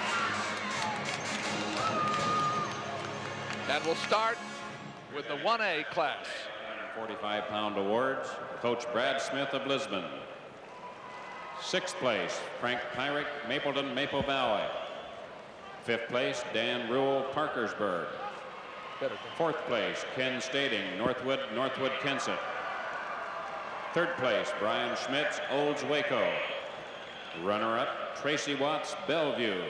And the 145 1A champion from Lisbon, Brian Crow. Brian Crow from Lisbon, another champion for Lisbon. They'll have Jamie Camberling at heavyweight. Still another chance for a title. That'll be a tough match. Or rather, 185 pounds, Camberling will wrestle Mike Heeman of Riceville. Now up on the stand come the AA people. 145. 6th place, Mark Piker, Waukee. 5th place, Chad Stouter, Glenwood. 4th place, Bruce Cunin, Jackson Junction, Turkey Valley. 3rd place, Todd Clausen, St. Ansgar. Runner-up, Jim Angren, Albia. And the 2A 145-pound champion from Eagle Grove, Rick Coltbeck. Who'll be back again next year. He's only a junior, and he's in the middle of a big tradition, and he likes it. AAA will be next at 145 pounds. We're watching the matches to start with here in the 155 through heavyweight of the presenting the Class AAA 3A 145-pound awards. Coach Randy Ray of Cedar Rapids, Washington. 6th place, Jeff Clark, Fort Dodge. 5th place, Eric Reed, Oskaloosa. 4th place, Kurt Benetham, West Des Moines Valley. 3rd place, Mark Hoink, Bettendorf. Runner-up, Kyle Beard, Keokuk. and the 145 3A champion from Cedar Rapids, Washington, Jamie Byrne. That a way to go, Jamie. Here's Dean Borg. And I want you to meet the man who keeps bringing the gold back to Lisbon. This is Lisbon coach Brad Smith. You are famous for the style of discipline that you've instilled there among your wrestlers. In fact, I talked to Mr. Light just a moment ago, and he says our coach makes us run and run hard, and that's why I have the stamina to go on. Yeah, well, I believe in high school wrestling or any type of wrestling, if you want to be a champion, you have to work hard. And going through Dan Gable's system at the University of Iowa, I learned a lot from him as far as really pushing and really trying to get the most out of the kids. We win a lot of our matches on conditioning and mental toughness. Are you happy with the direction that high school wrestling's taking now with some changes coming in? Yeah, I think there's some good things, but I'm not really, agree with everything. One thing I don't agree on right now is the weight changes that they're talking about for next year, taking away 98 and starting at 103, and there's a big jump between heavyweight and 189. Is that got to hurt you at Lisbon? It won't hurt us, but it won't help those young kids and those light kids at the lower weights. Congratulations, Brad, on all the success. We've got to go back now to Doug. You bet. Thanks a lot. Thank you, Dean. 167 is next here at AAA. We're going to see Curtis White of West Des Moines Dowling. This is the championship team. They still have wrestlers alive for individual championships, and West Waterloo's James Young opposes him. Well, we've got a Von Burner here, and we have a contrast in styles again, and I think the viewers should know that White is slick from Dowling on his feet, and he likes to be here. Young, he's in the dark uniform, by the way. That's right. Young, and he's in on the double right there. Look, he starts, he's explosive, he gets two. Well done. He kept Young in bounds before he put him down. Young doesn't necessarily like to be on his feet. He's a mat wrestler. He likes to be in the top position. Let's set the other matches that are going on simultaneously here. At 1A level, it's Brian Benning of Ackley, Geneva against Nick Lentz of Winthrop, East Buchanan. There are two more undefeated wrestlers. And at AA, Mike Beebe of Wilton in eastern Iowa against Dave Malachek of a famous wrestling town through the years, Osage. And we're at AAA, Curtis White of West Des Moines Dowling in the dark uniform, wrestling for one of the most successful coaches in Iowa, Bob Dara. And James Young of Waterloo West trails 2-0 and is trying to figure out a way to get out. Wrestling for one of the most successful and traditionally strong programs, Waterloo West. Yeah, we had our own little trivia question a while ago. Which team in the state has won the most consecutive state team titles? Whoa, there went a nice double leg, and look at White's got Young in trouble, big trouble right here. Boy, he's explosive. He was able to lift him up, put him right down to his back. He's got lots of time, 35 seconds. He needs to get a little more chest to chest right here. Cover himself.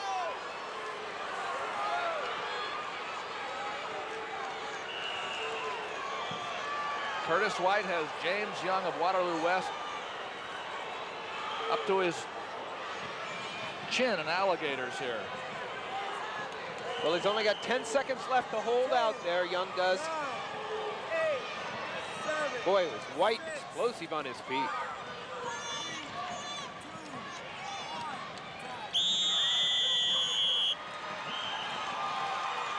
And that was a 5-point move.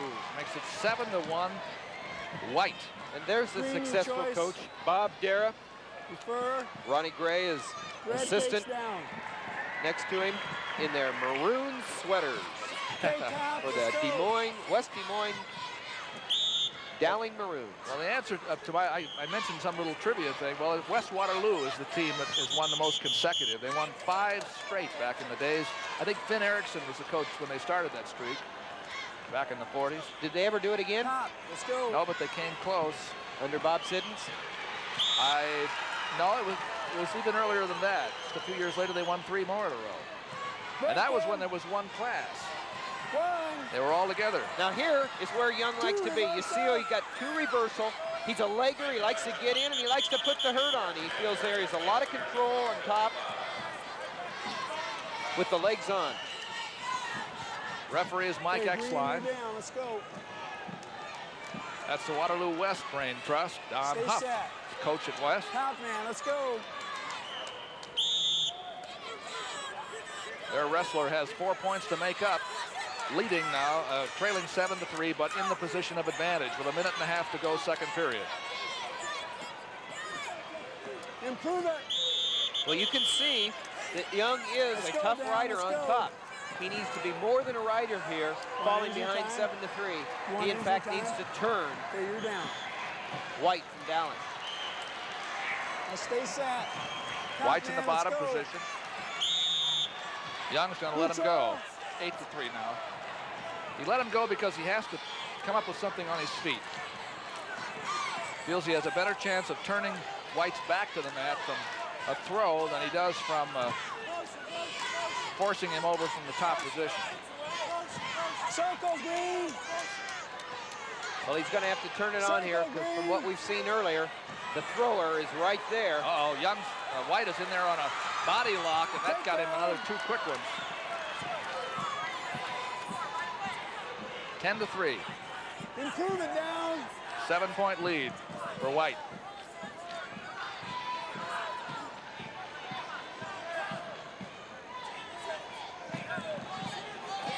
Down man, let's go.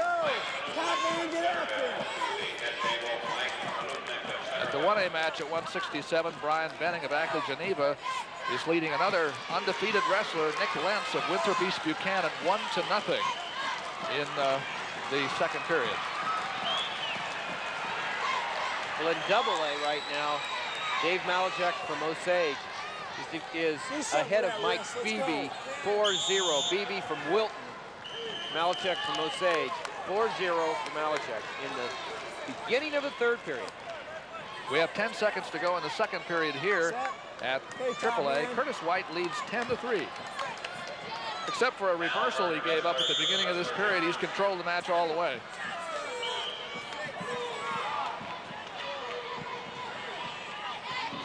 His team, West Des Moines Dowling, had cinched the championship coming into the individual finals tonight. Sort of like the way James Young he's wearing his ear protectors from the under the nose strap position, you know, like the guards in front of Buckingham Palace. 12-3. Improve it, on the Top. takedown. Come on down. Warning down, let's go. Well, he's warning Young from the bottom. There's a lot of pressure coming from the top, though. He's got a near wrist ride. White does. He's put a lot of shoulder pressure into the back. Young's in a tough position. Changing of the levels right here. Curtis White changed his level very well. Got in for the penetration. Top man. 2 points. And he's up by 9 with a minute and a half to go. At 167 pounds, 12-4 now. White has owned Young up on the feet. He's had 3 takedowns.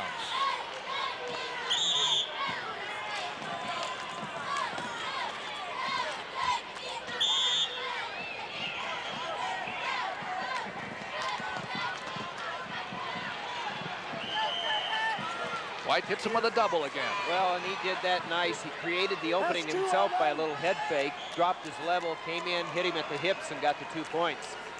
14-4. With exactly a minute to go. At AAA.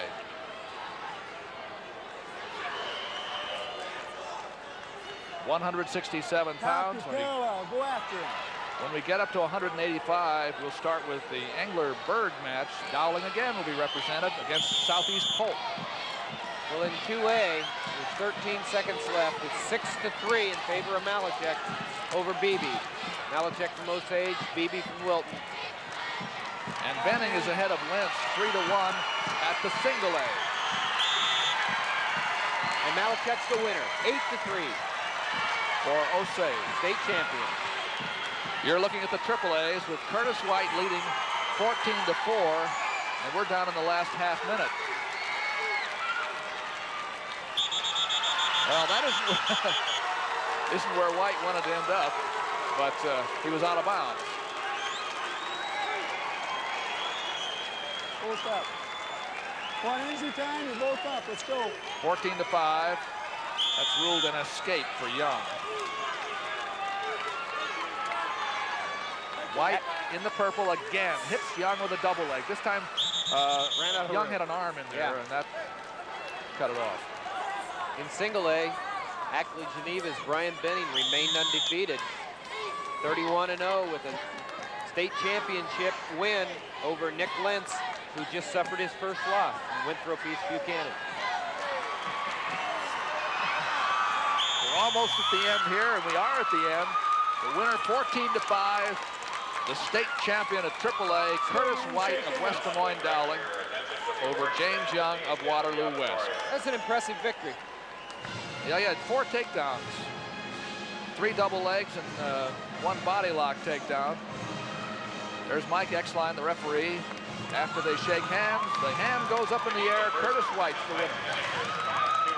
Here we have the awards at 155, first the 1A. Presenting the Class 1A 155-pound awards, Coach Patrick Scholler of Avoca Avoha. 6th place, Russ Redlinger, Highland of Ainsworth Riverside. 5th place, Todd Meese, Edgewood Colesburg. 4th place, Brian Preston, New London. 3rd place, Carter Staver, Afton East Union. Runner-up, Dan Kopriva, Traer, North Tama. And the 155 1A champion from Avoca Avoha, Greg Hansen. Greg Hansen, an undefeated season. And the championship at 155. That's for the small schools. But he can walk down the main street. He's number 1. Up on the stand come the double A's now. Presenting Class 2A 155-pound awards, Coach Clint Young of Emmitsburg. 6th place, Tom Moss, Dallas Center Grimes. 5th place, Jeff Jens, Glenwood. 4th place, Jamie Cummings, Mediapolis. 3rd place, Matt Niram, West Union, North Fayette. Runner-up, Mike Bergen, Cresco, Crestwood. And the 155 2A champion from Emmitsburg, Mark McGrath. Undefeated year for him, too. Mark McGrath of Emmitsburg, given the award by his coach, Clint Young. He won his title in an overtime. And we have yet the AAA top 6 at 155 pounds. They're coming up on the stand next. Presenting the Class 3A 155-pound awards, Coach Steve Knipp of Waterloo East.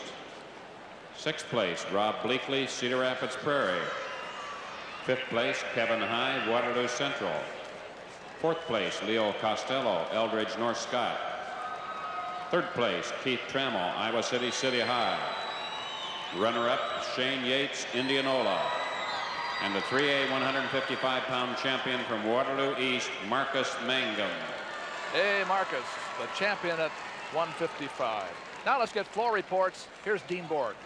At 167 in Class A, the champion is Brian Benning of Ackley, Geneva. In the second period, an escape and a takedown, 3 points for him. He held it into the second period, fighting off Nick Lentz of Winthrop, East Buchanan.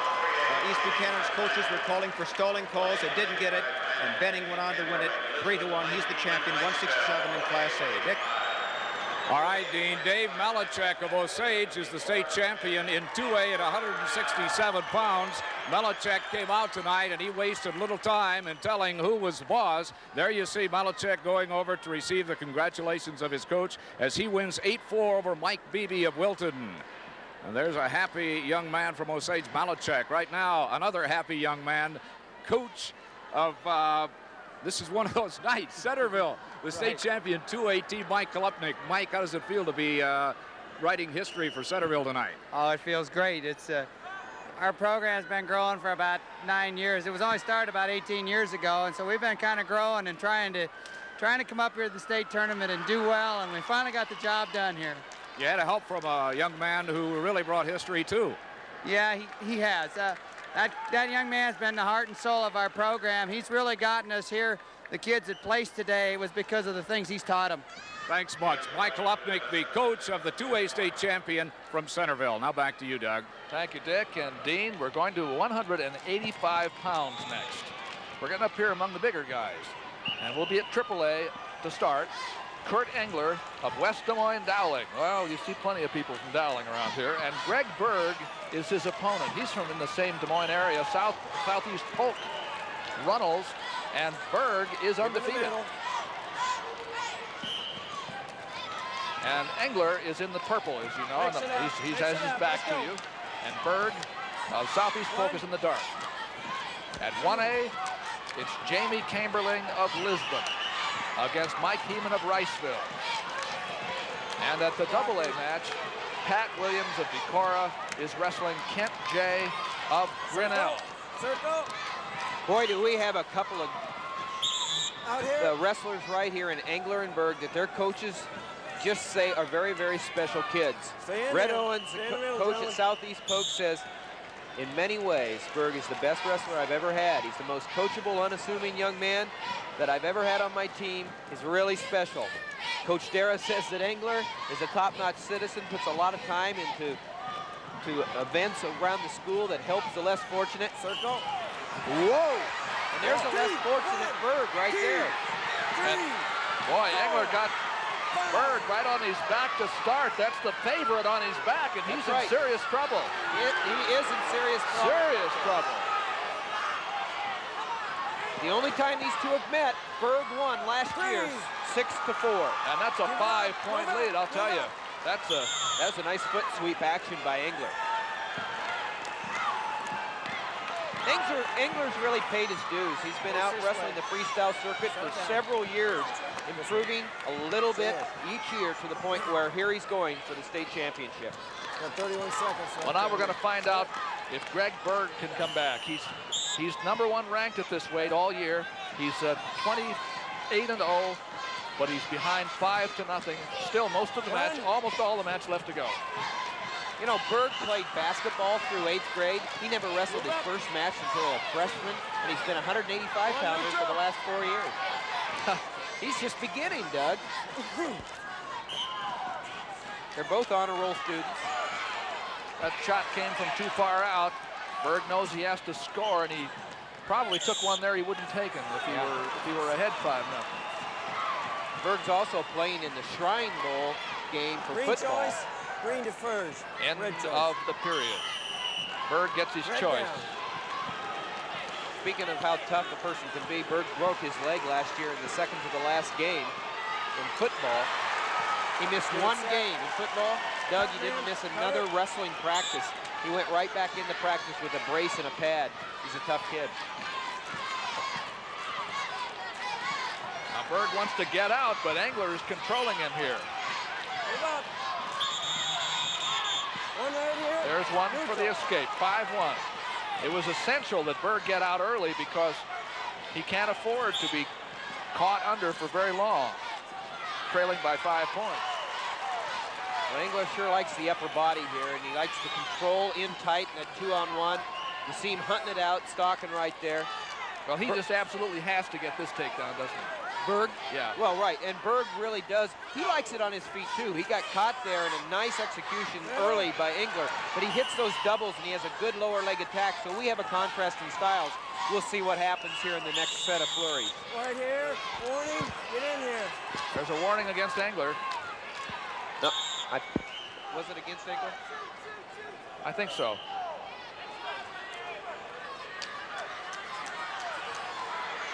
What's the blocking? 5-2. There's a low leg attack right there. Didn't quite get in fast enough or far enough for Berg. Circle, circle. Middle, let's go. You're in, Red. One. With Engler stalking, trying to go upper body here, getting the underhook, trying to control in tight and upper body. With Berg trying to find the opening so he can attack those lower legs. Score is 5-2. It's interesting to me that see, Engler is staying low and back, and it's tough for Berg to penetrate under him. It really is. Angler knows his attack right here. Like I said, they haven't wrestled this year. They've wrestled one other time. That was in the state dual meets last year. The state dual meet tournament. Angler lost 6-4 to Berg in that meet. One here, one here. Get in here. Well, they're both called for a stalling. Berg majored decisioned every opponent this year until the second round of the state tournament. We're going to get a shot now of the most successful AAA coach Green down. in West Des Moines and in this year. This year. No. Oh, what? No. We can safely say that, I Yes, think. we can. And of course there would. He's a Hall of Famer. There would be some that say he's one of the most successful. I certainly think he's one of the most successful wrestling coaches in the history of the sport. Well, he must have had a great career as a wrestler, right? Well, we could get into that story. He never did wrestle. Never wrestled. Started the program at Morning Sun. Well, now the score here is 7-2. Circle. And I've lost track, I must say, of how the scoring is getting where it's getting. Circle in. A minute and a half to go. Circle. And Engler leads on the scoreboard by 5. So I'll accept that. Well, they haven't spent much time on the mat. They've been up. They both seem to be most comfortable there, and Berg just hasn't been able to get his offense going. And of course, Engler's offense has been that nice execution of the foot sweep to the back early in the match for 5 points. That's the difference. Engler really has to come a long ways to even wrestle for Dowling. His dad moved out to the farm a little while ago, and he drives 37 miles a day to come into school. So he gets home a little late. Then he goes out and traps at night.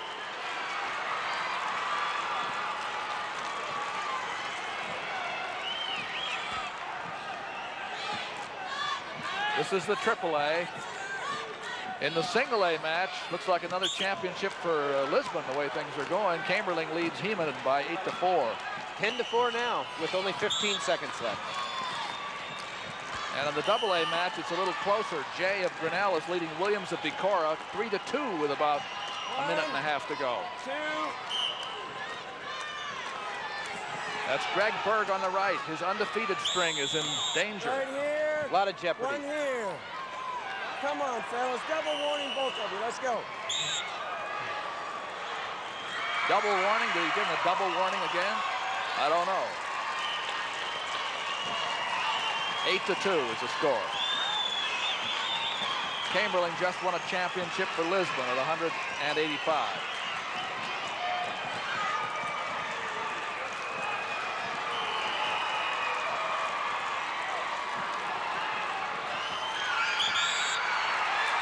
And this one is over. 4 state champions for Dowling this year. How about that? What a performance. 8-2 winner is Kurt Engler of West Des Moines Dowling over Greg Berg. That one's considered an upset because Berg was ranked #1 all year long, and he got into the finals without a whole lot of trouble until he got to Engler. Now let's go to 2A. That's the only one that's left. Camberling of Lisbon won a championship at 1A. This is Pat Williams of Decorah against Kent Jay of Grinnell. We have 47 seconds to go. And it's 3-2 in favor of Jay of Grinnell, who is in the light uniform. The man in gray on the right, now around to the left, has a 1-point lead. And now around to the right. Last period, 25 seconds, as you all can see in the clock. 3-2. We'll have the heavyweights next, and then the super heavyweights. Iowa High School Wrestling Championships. From Veterans Auditorium in Des Moines, it's our yearly circus with all the mats going at one time, and a chance for you to see the best young wrestlers in the state of Iowa. The weekend they all aim for. 6 seconds to go. 5. Jay's holding on, and he wins. And he can't get out from under to jump up and yell and look happy.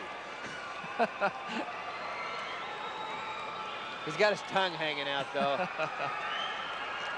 and gentlemen, we direct your attention to the award He stand. wins 3-2. Got a lot of close ones here. Okay, let's get the awards now at 167. First, the 1A champion. And the top 6 get 1A.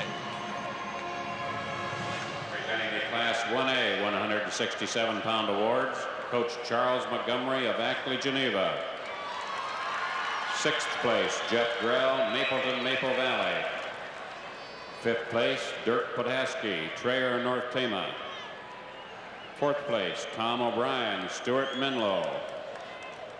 3rd place, Lyndon Von Rodden, Plainfield. Runner-up, Nick Lentz, Winthrop, East Buchanan. And the 1A 167-pound champion from Ackley, Geneva, Brian Benning.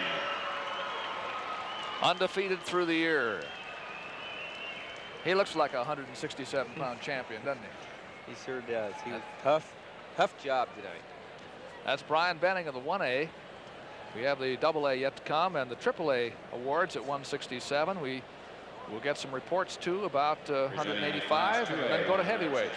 Here are the AAs. Coach Bruce Gast of Osage. 6th place, Randy Fago, Owine. 5th place, Rod Howell, Wapello. 4th place, Darren Foreman, Tama, South Tama County. 3rd place, Mike Kane, Cedar Rapids, LaSalle. Runner-up, Mike Beebe, Wilton. And the 2A 167-pound champion from Osage, Dave Malasek. He was a 6-3 winner over Mike Beebe of Wilton in the championship match. And he takes yet another state win back to Osage, which has had quite a few over the years. The AA award winners. Presenting the Class 3A 167-pound awards, Coach Bob Dara of West Des Moines Dowling. 6th place, Tom Nielsen, Iowa City High. 5th place, Kurt Jensen, Harlan. 4th place, Sean Pridemore, Davenport West. 3rd place, James Henderson, Cedar Rapids, Kennedy. Runner-up, James Young, Waterloo West. And the 3A 167-pound champion from West Des Moines Dowling, Curtis White. Yet another champion for the Dowling team. Let's go to Dean Borg. Well, Doug, Jamer Kamerling of Lisbon at 185 in Class A unleashed a boatload, a real arsenal of offense in defeating Mike Hinman of Riceville 10-5 to become the champion at 185. He put together takedowns in the first period, the second period, 2 more in the third period, added 2 escapes in the second and third period, 10-5. Jamer Kamerling of Lisbon, the champion at 185 in Class A. Dick? Thank you, Dean. With me is Bob Dara of West Des Moines Dowling, the championship West Des Moines Dowling. Bob, how does it happen year after year you're on top? Well, I don't know. We really try to work hard. We try to get a full year in, and I think, you know, it kind of pays off. And you're looking ahead now to next year already. Yeah, we got some good kids. The new weights, I think, are really going to help us because in the small weights and the upper weights, there's not a lot of kids, but in the middle, we got a lot of people, and they're looking to get in those holes where Anderson, some of those guys are leaving. So we got 6 kids back out of this team and 3 underclassmen state champs. Any surprises tonight? Oh, I was kind of tickled when Engler's win. Berg had beaten him before a year ago, and in our regional duel, so it was a good revenge for us. Bob, congratulations. Best of luck in the future. Back to you, Doug. Thank you very much. Thank you, Dick and Dean. Let's go to heavyweight now. And here we have the AAA heavyweight match between Steve Davis of Fort Dodge. It's the first Dodger we've looked at here. And Brad Schoenfelder of Bettendorf, coached by the 3A Coach of the Year, Frank Freeman. The referee is John Monroe. A couple of strong programs going at each other. Now they're both in black. Makes it kind of tough for you. White shoes. Let's look for the white shoes from Bettendorf. White shoes is Bettendorf, and the knee pads is Davis of Fort Dodge. We'll find some. At 1A, we have Tom Moshek of Gilbertville Don Bosco, the coach's son, wrestling Pat Kelly of Britt. Now, Britt, this Kelly is something to look at, and we'll try to keep an eye on him. At AA, John Oostendorp of West Liberty, undefeated, wrestles DeWitt Central's Todd Kinney. And we'll go back to AAA here. The first takedown was scored by Schoenfelder. That Schoenfelder's quite a story in himself. He was all-state guard. Didn't think much of wrestling before this year, and he's starting to think a little bit more about it. In fact, he hasn't signed yet, and he plays in football, and it just could be that a wrestling coach might get him. Schoenfelder leads by 2. He scored the first takedown here. We're up in the weights now where if somebody makes a mistake and gets under, they sometimes don't get out. Right, it's a little more weight on top of you, Doug. 2-0, Schoenfelder. But John Monroe sends him back to the center again. Set this away, sign, turn around. Okay, top man. These are the individual championships. There still remain to be wrestled some meets at the Unidome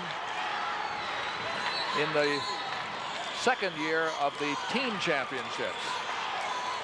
Well, you can see right here Schoenfelder trying to load him up, trying to load Davis up, using that near rest you see there, either into an arm bar situation or load him up for some tilts. He's going after it. Drop that leg and use it. Get out there and use it. Not much time left in this first period, though. Stalemate. Go, gentlemen. That's the out. Use that. Back to the center. Stalemate. Here's how they got to the finals. Davis of Fort Dodge won a technical fall in the first round and then won 5-2 and 15-5 decisions after that. Schoenfelder won 3 decisions without much trouble to get here to the finals. His last one was over Steve Palmer of Mason City, who had been the first-ranked man. He took the top man. Neutral. Coach Honskett wants to get his boy going a little bit there. And he's quick. Davis has some quick action. He likes to get in there and pummel, and he just got some very aggressive activity. Turn it, Red, They start turn on the feet. 2-0. Schoenfelder decided to stay up. Over on the single A match with only a minute left in the second period, Oostendorp from West Liberty is leading 4-0 and working on a little more as he has Todd Kinney from DeWitt Central in a tilt situation right now, and he's scoring points. That's the AA. That's heavyweight. AA. In on the leg goes Schoenfelder. Pretty good spot, changes to a double. Comes out nice from behind. Now he needs to bring him back on the mat and dump him or cut across for a double, but he has to know where he's at. No, you're both out, gentlemen. Back in. Got out of bounds. The trick at that point for Steve Davis is to get out of bounds without looking like you're going out of bounds. Well, and in fact, Steve Davis, to give him credit there, he was able to step down and come out of that before they even went out of bounds. It's working in. Schoenfelder leads 2-0. He had a takedown in the first period. They started this period on the feet, so they didn't get there by an escape. With 20 seconds left in the second period on single A, Kelly leads Mashik 4-1.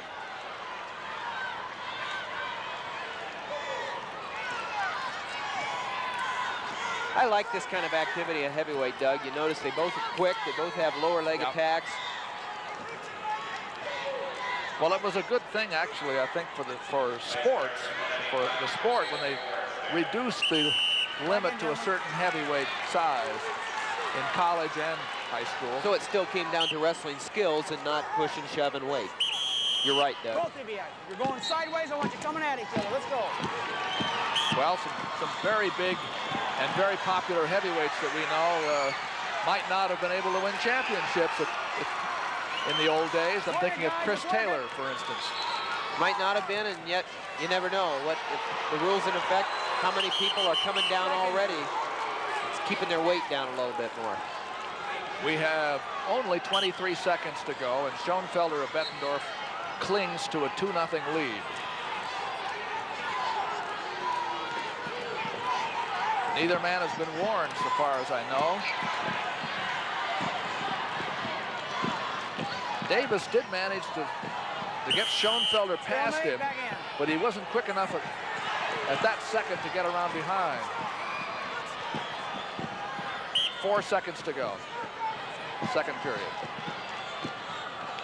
With a minute left, a little less than a minute left in AA, Ostendorf is now up 9-0. The West Liberty heavyweight on his way to a championship. 40 seconds left in the match. Warm, gentlemen. I expect you moving. Okay, come on in, top man.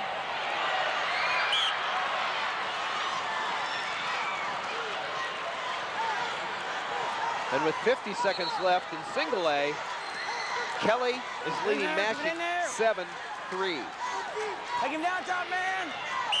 Another father-son combination there. We have Tom Mashik being coached by his dad, Dan Mashik. And then, of course, family.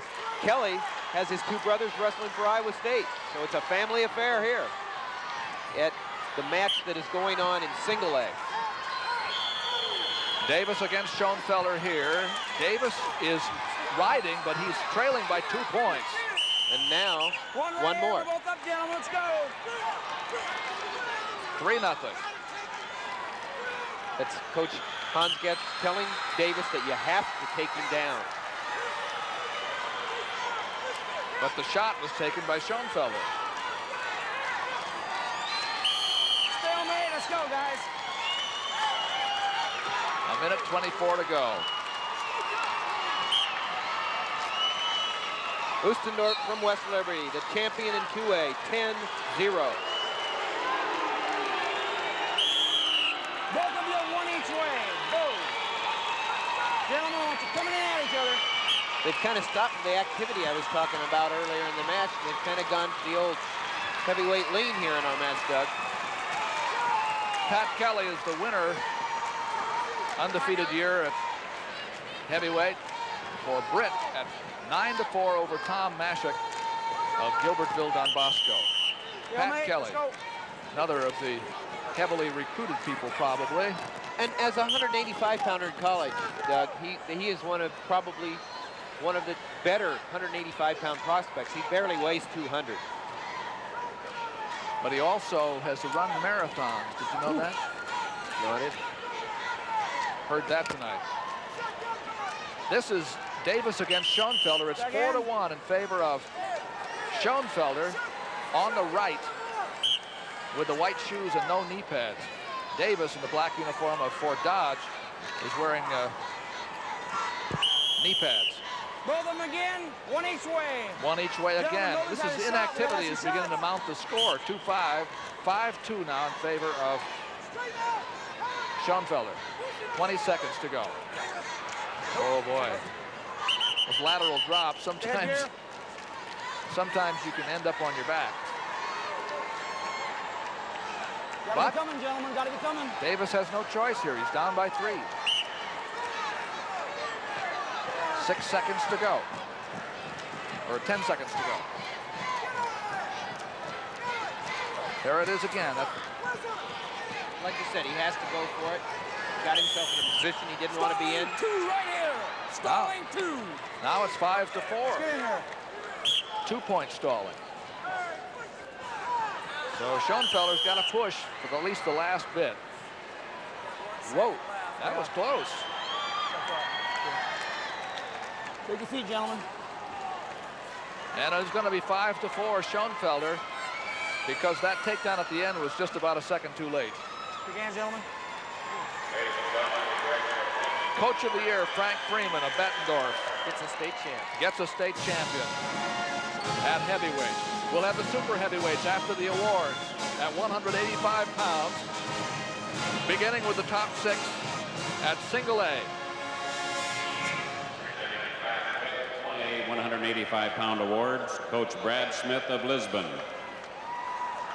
6th place, Matt Sturgeon, Woodward Granger. 5th place, Chad Becker, Gilbertville, Don Bosco. 4th place, Eric Rogge, Gladbrook, Rhinebeck. 3rd place, Corey McKibben, Kingsley Pearson. Runner-up, Mike Heeman, Riceville. The 1A 185-pound champion from Lisbon, Jamie Camberling.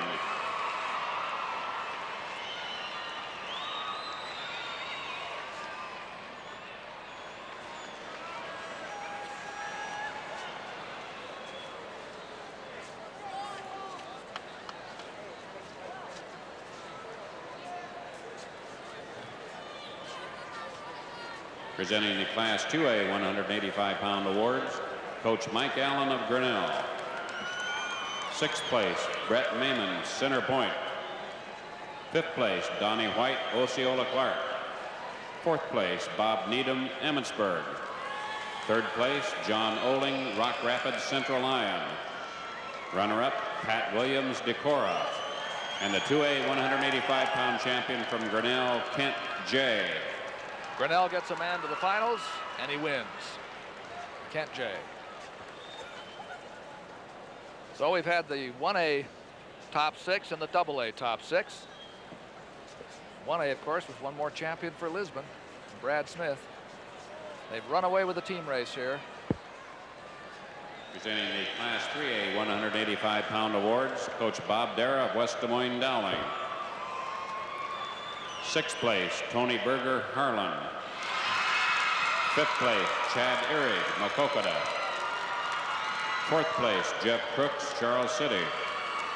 3rd place, Brett Sharp, Muscatine. Runner-up, Greg Berg, Southeast Polk Runnels. And the 3A 185-pound champion from West Des Moines Dowling, Kurt Engler.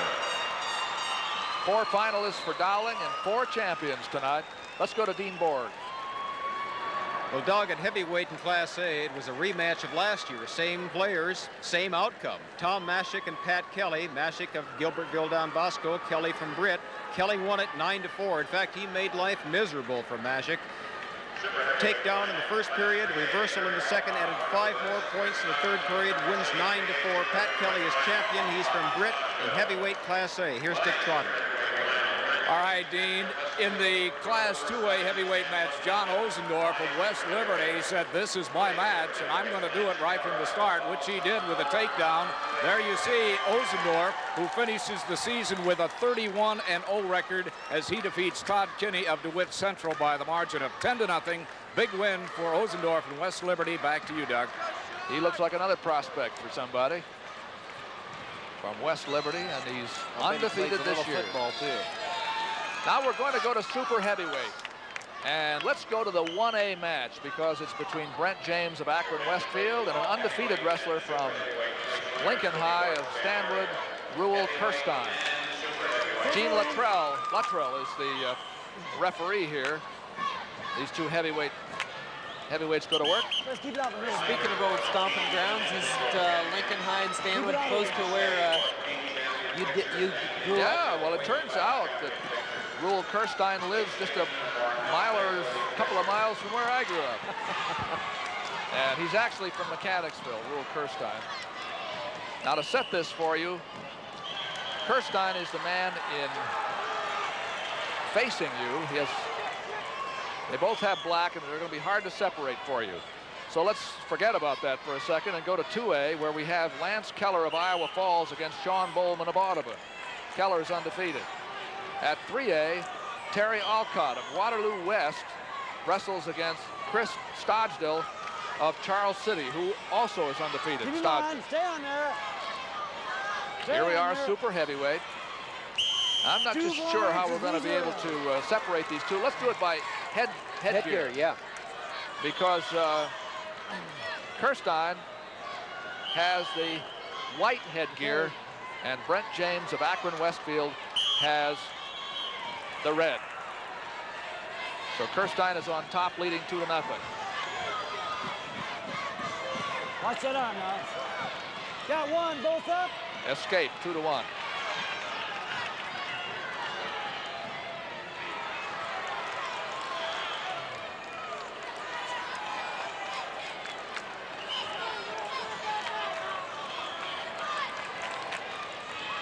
These are the super heavyweights, single A division. Brent James of Akron Westfield has only one loss this year in 27 starts. There haven't been any points scored on either of the other two matches. 50 seconds left in the first period, 0-0 in AA and 0-0 in AAA with 35 seconds left. Well, Kirstein is up by 4 now. Whoa. 2 near fall at the end of the period, guys, and it's 1 point for James, but 6 for Kirstein. Well, he showed that he knows how to turn them. Green choice. Green the first tee, son. Red's down. Red's down. Kirstein's going to take down. To get to this match, Kirstein won 2 falls in 1 minute and 55 seconds total, and then a big decision over Mike Kilgore of Southeast Warren, who was ranked second in the state, 13-6. James is riding, trailing by 5, and out comes Kirstein, makes it 7-1. James got here by a pin and then 2 decisions. He's been in 4 championship matches. He's never been able to place. He qualified 3 straight years, and now this year gets to the final match. Kirstein is only a junior, although James is a senior, 6'3", from Akron Westfield High School. That's James on the left with a red headgear. Kirstein now out there with a white headgear and a 6-point lead. Yes, it's a live coverage of Iowa Public Television of the 1988 State Wrestling Championships. We're in the last round. That was a nice single leg. Got in a single. Kirstein was able to turn it into 2. Watch the arm now. Goes right out front with a bar arm. As I said, he likes to go. He knows how to turn him over. He works on the bar arms, like you said. James is going to have to come up faster. He's going to be in trouble.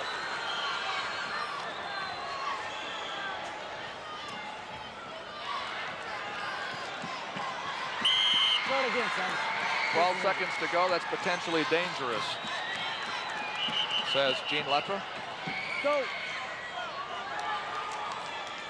And it'll go back to the center. James starts the referee's position down, Kirstein up.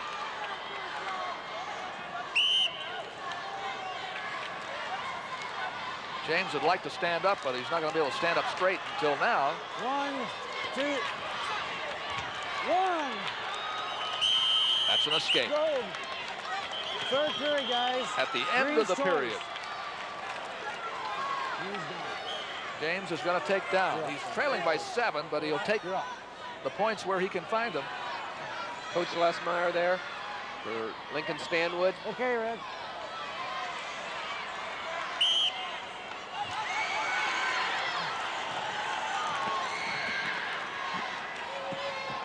This happened the last time. Now you see James probably try to turn in again. Keep him on the mat. Stay on. Keep him on the mat. Turn back in, son. Turn in the middle. And with only 15 seconds left in the second period, in 2A, the score is 4-1 in favor of Lance Keller from Iowa Falls over Sean Bowman of Audubon. And just as Kirstein lets James out, making the score 9-3 in favor of Kirstein, Alcott leads at the AAA at heavyweight 2-1 over Stodgeville. And they are in the last period, just started the last period. Well, James made the takedown attempt at the leg, ran a little short. Kirstein came around and made it the score 11-3 with his 4th takedown. Watch the arm, now do it right. 1. Escape now 11-4, but it's been Kirstein's all the way. He's dominated the whole proceedings here. We're in the last 50 seconds.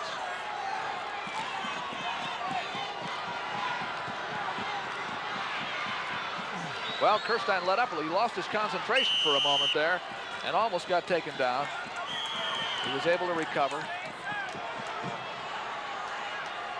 40 seconds to go. Well, a stalling call over on the AAA match gave 2 more points to Stodgeville from Charles City. Now Stodgeville goes up 4-3 over the Waterloo West wrestler, Alcott. 4-3.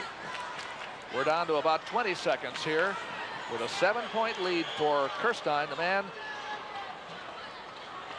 with his back to you. Kirstein of Lincoln High School in Stanwood, Eastern Iowa. Got it in control. Has had since the beginning. Yes, he's had it all the way. The 4 points for James have been on his skates. Whoa. That's it, man. A little bit too late there. 11-4. It's the first, I think, I'm quite sure, that's the first Lincoln High School state champion. Well, congratulations to Coach Terry Lesmeyer. First finalist they've had. And a state champion as a junior, Kirstein. Well, we have a little over a minute in both matches left. It's 4-3 Stodgeville from Charles City in AAA with 1:09 left. And here's you're looking at Stodgeville coming up. He's ahead 4-3 with a minute left. Stodgeville in the dark uniform, and Alcott of West Waterloo. We've seen West Waterloo earlier with the black at the bottom and the red top. All 4 points for Stodgeville. Stalling points against Alcott. 2 points of stalling for Alcott, and there's an escape in there. We have about a minute to go in the third period.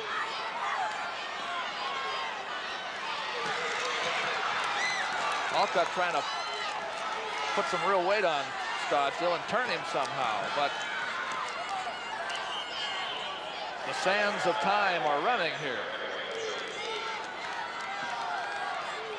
42 seconds to go. If Waterloo West can win this match right here, it could catapult them into second place in that silver trophy there.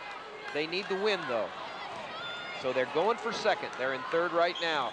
Fort Dodge holds second place, 3.5 points ahead of Waterloo West. Well, this is a tough spot for Alcott. Going to have to come to some kind of strategic decision, I would say, whether to let the man go and try to take him down. Because there are only 19 seconds left. When you're on top but trailing by 1 point. Well, it's been one of those matches that's kind of unfortunate because really the referees have had to decide this match. The only point scored here has been by Alcott in that escape. The rest of them have been stalling. And it's going to end with Stodgeville leading 4-3 on stall points. And he manages to hang on. He was a top-ranked super heavyweight in the 3A division. And he wins his 16th match of the year. With 25 seconds left in single A in the last match of the night, it's a barn burner, 5-4. Iowa Falls leads over Sean Bowman of Audubon. Lance Keller leading 5-4 with 10 seconds left. And he's riding. Lance Keller ahead and undefeated is riding with a 1-point lead. Can the man get out? No, he can't. That's it. Keller stays undefeated. So all the undefeated super heavyweights stayed undefeated tonight.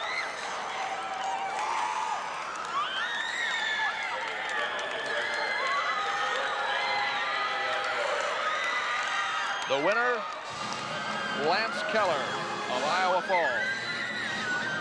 And so we're going to have awards given at both heavyweight divisions, the heavyweight and then the super heavyweight. And we'll get a look also at the team champions here tonight. Presenting the Class 1A Heavyweight Awards, Coach Al DeLeon of Britt. 6th place, Jeff Matheny, Bondurant Farrar. 5th place, John Stender, Wyoming Midland. 4th place, Rick Lent, Postville. 3rd place, Brian Morris, Northwood Kensett. Runner-up, Tom Mashik, Gilbertville Don Bosco. And the 1A heavyweight champion from Britt, Pat Kelly. Pat Kelly, Super the winner. heavyweight place winners report to the award stands. Here's the way it went in the team race. In 1A division. It's Lisbon by a mile. Well, 31 points and a half. But the third place was a good fight. Ackley Geneva wins over Lorenz, and Britt finishes 5th. Gilbertville Don Bosco 2nd. Now we'll go up to AA at heavyweight. Steve Kuehl of West Liberty. 6th place, Chuck Holder, Centerville. 5th place, Keith Lamford, Sheldon. 4th place, Mitch Olson, Carlisle. 3rd place, Tom Childs, Greenfield. Runner-up, Todd Kinney, DeWitt Central. And the 2A heavyweight champion from West Liberty, John Oostendorp. Undefeated John Oostendorp of West Liberty. Fine young wrestler. The 2A team fight was the toughest and the closest in the entire meet of all the three. Centerville wins the team championship, its first, by 9 points over Emmetsburg. They've been there before. Storm Lake just missed second. They finished 3rd. Mount Vernon and Eagle Grove tie for 4th with 52 points. Assistant coach Paul Castro of Bettendorf. 6th place, Tony Cook, Maquoketa. 5th place, Sam Weiland, Dubuque Hempstead. 4th place, Tom Milks, Charles City. 3rd place, Steve Palmer, Mason City. Runner-up, Steve Davis, Fort Dodge. And the 3A heavyweight champion from Bettendorf, Brad Schoenfelder. Super heavyweight place winners to the award stand. Brad Schoenfelder. And the 3A was a Dowling event. This is about as well as a Dara team has done. They sent 4 men into the finals and they all won, and they didn't even need them in the finals. No, it was an outstanding effort this year. Fort Dodge 2nd, Waterloo West close for 3rd, then Bettendorf and Hempstead. We still have the super heavyweight winners now. 1A. Of Stanwood Lincoln. 6th place, Jason Argis, Green. 5th place, Mike Kilgore, Liberty Center, Southeast Warren. 4th place, Rob Johnson, Hayward and West Sioux. 3rd place, Dave Ammons, Pleasantville. Runner-up, Brent James, Akron, Westfield. And the 1A super heavyweight champion from Stanwood of Lincoln, Rule Kirstein. Well, I'm here to tell you he's actually from Mechanicsville. And he's the winner. That's 1A. You probably got about 50 fans going nuts there. Well, they're the next school over, you know, on Highway 30 from Lisbon. And Lisbon sent a lot of people up on that stand tonight again and winning the 1A championship. Well, Brad Smith one more time has brought a great program along and to the end of the year and just done a super job with that program. 2A super heavyweight. 6th place, Darren Adams, Buffalo Center, Rake Lakota. 5th place, Lee Anderson, Decorah. 4th place, Brett Zindel, Durant. 3rd place, Dan Cox, Alleman, North Polk. Runner-up, Sean Bowman, Audubon. And the 2A super heavyweight champion from Iowa Falls, Lance Keller. Lance Keller from Iowa Falls, undefeated this year.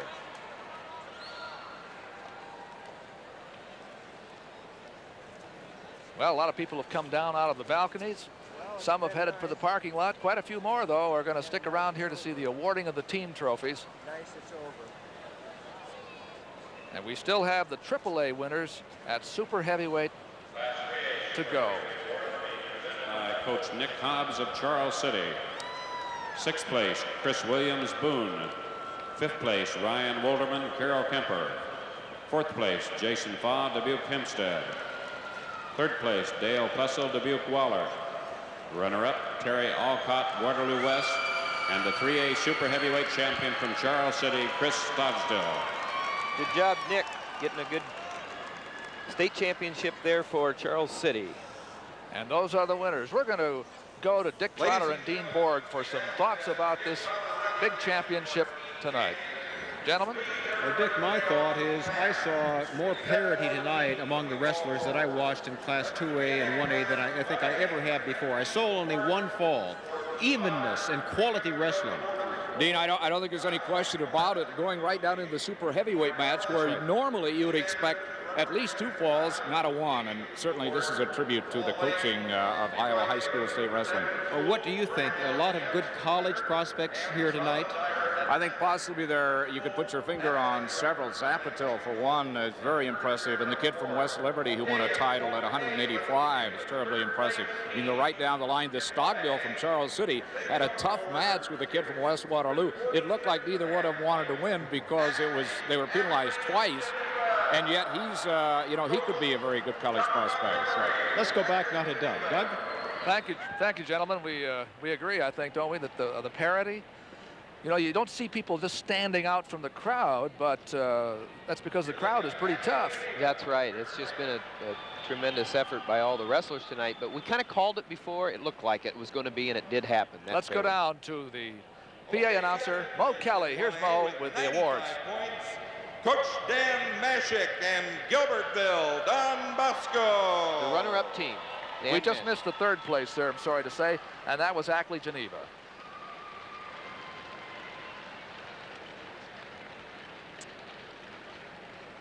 These are the 1As. Don Bosco, okay, the champion in Class 1A, 126.5 points, Coach Brad Smith and Lisbon. That's the most points scored by any team in the championships. 126.5. Coach Smith's 34th birthday today. That's what they tell me. You bet. Good birthday. All right, turning Coach. Now to Class 2A. 3rd place in Class 2A, and these awards will be presented by 3 members of the Board of Control. We introduced you to Mr. Dyer earlier, the man in the middle. On the far left is Jack Honchell, Superintendent of Schools at Centerville, and next to Jack is Dennis Pierce, Superintendent of Schools at Pocahontas. 3rd place in 2A, 60.5 points, Coach Richard Dawson and Storm Lake.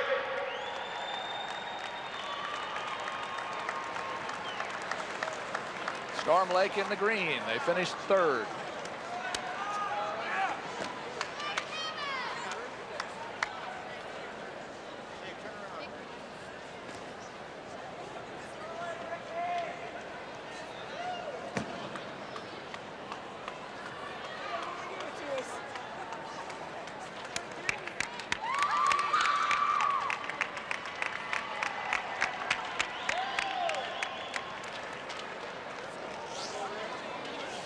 Second place in Class 2A with 62 points, Coach Clint Young and Emmetsburg. Emmetsburg put on a good show late. Yes. Their upper weight kids maybe weren't expected to win, and they did. No, they came on strong there with the 2 champions at the end and put them 8 points up on the board. Nice end for the Emmetsburg team. They can take that trophy up and put it next to a lot of other ones. You bet. A lot of gold. The 2A champions with 71 points, Coach Mike Halupnik and Centerville. And that's the story of this meet, maybe. There's the Cinderella team. Centerville goes on top of the 2As for the first time in its history. So many times it's a team that's been knocking on 2nd and 3rd and 4th. This team has really just come strong and fast from nowhere. And we'll get to the 3A team trophies here in just a second. The 68th annual high school wrestling championship. Class 3A, and joining Mr. Dyer to make the presentation, 2 more members of the Board of Control. In the center is Robert Schmidt, Superintendent of Schools, Jefferson. And next to Mr. Schmidt, to his left, is Eldon Pyle, Superintendent of Schools at Olwine. In 3A, 3rd place, 72 points, Coach Don Huff and Waterloo West. Waterloo West is no stranger to trophies. No doubt about that. They have won everything from 1st on down to 3rd.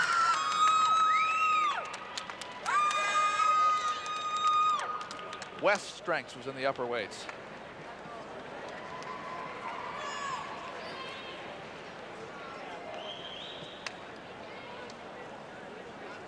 The runner-up team in Class 3A with 75.5 points, Coach Hans Getch and Fort Dodge, the Dodgers. Real nice tournament by the Dodgers. Finished second in a strong field. A lot of competition up there below Dowling, and they were able to come out on top, actually. But Dowling owned this tournament. Clearing away. They had the tournament won before they got to the finals, and they sent 4 into the finals, and every one of them got a championship. And the championship team in Class 3A with 124.5 points, Coach Bob Dara, West Des Moines Dowling. And you can see a lot of people in uniform. That means they had a lot of people out there tonight. And a lot of place winners. You bet. And they got a few of those kids back. There they are, West Des Moines Dowling, the 3A team champions for 1988. All right, we make this request now. Please get on your class map. You teams, the top. Here is instructions by Mo Kelly to get everybody's picture taken. There's Bob Dara, such a successful coach at West Des Moines Dowling, and they had one of the best years in their history. It turns out they ran away with it, and if they aren't ranked first in the country, there might be something wrong. We've seen a good year, haven't we, TJ? Not only here, but in college wrestling as well. Well, it's just been, you know, I've had a lot of people come up to me and say just that you guys really had a lot of good matches on, and it's just really turned them on. We really felt lucky about that. You know, sometimes it doesn't work out that way. Things go 35-6 and 41-0, but not this year. A lot of them came right down to the last. It kept us on the edge of our seats. And this idea that Dean and Dick were talking about, parity, was absolutely part of the high school scene as well. There's no doubt about it at the college level. They're just all teams, good teams all over the country. And here you saw it too. A lot of good matches in all the weights. The classifications seem to be evened out. So much coaching, what is it? Well, I think right here it's a matter of as the sport progresses, the coaches that come out of these college programs are infiltrating still into the schools, and they're getting that parity of instruction out. And I think kids are just starting to believe they can do it no matter what program they're in. Well, we hope it continues, because it makes it fun for us to bring you these championships every year, and the college meets that we bring too. You still have that lump in your throat, TJ, after? Hey, this is a great thing, and it's just fantastic. And just being in this barn right here puts a lump in my throat every time, and I just I take my hat off to all these wrestlers that have been here and wrestled, win or lose, because they're all winners, Doug. All right, the team champions again, Lisbon, Centerville, and Dowling. Our thanks to Dick Trotter and Dean Borg for floor reports again, and everybody else who made these wrestling telecasts such fun for us, TJ and I. Now stay tuned for our evening programming schedule here on Iowa Public Television. Faulty Towers, Star Hustler, and Some Call It Jazz. That's next tonight. And now for Tim Johnston, Dean Borg, Dick Trotter, and everybody else on Iowa Public Television Sports, I'm Doug Brown. Good night for Iowa Public Television.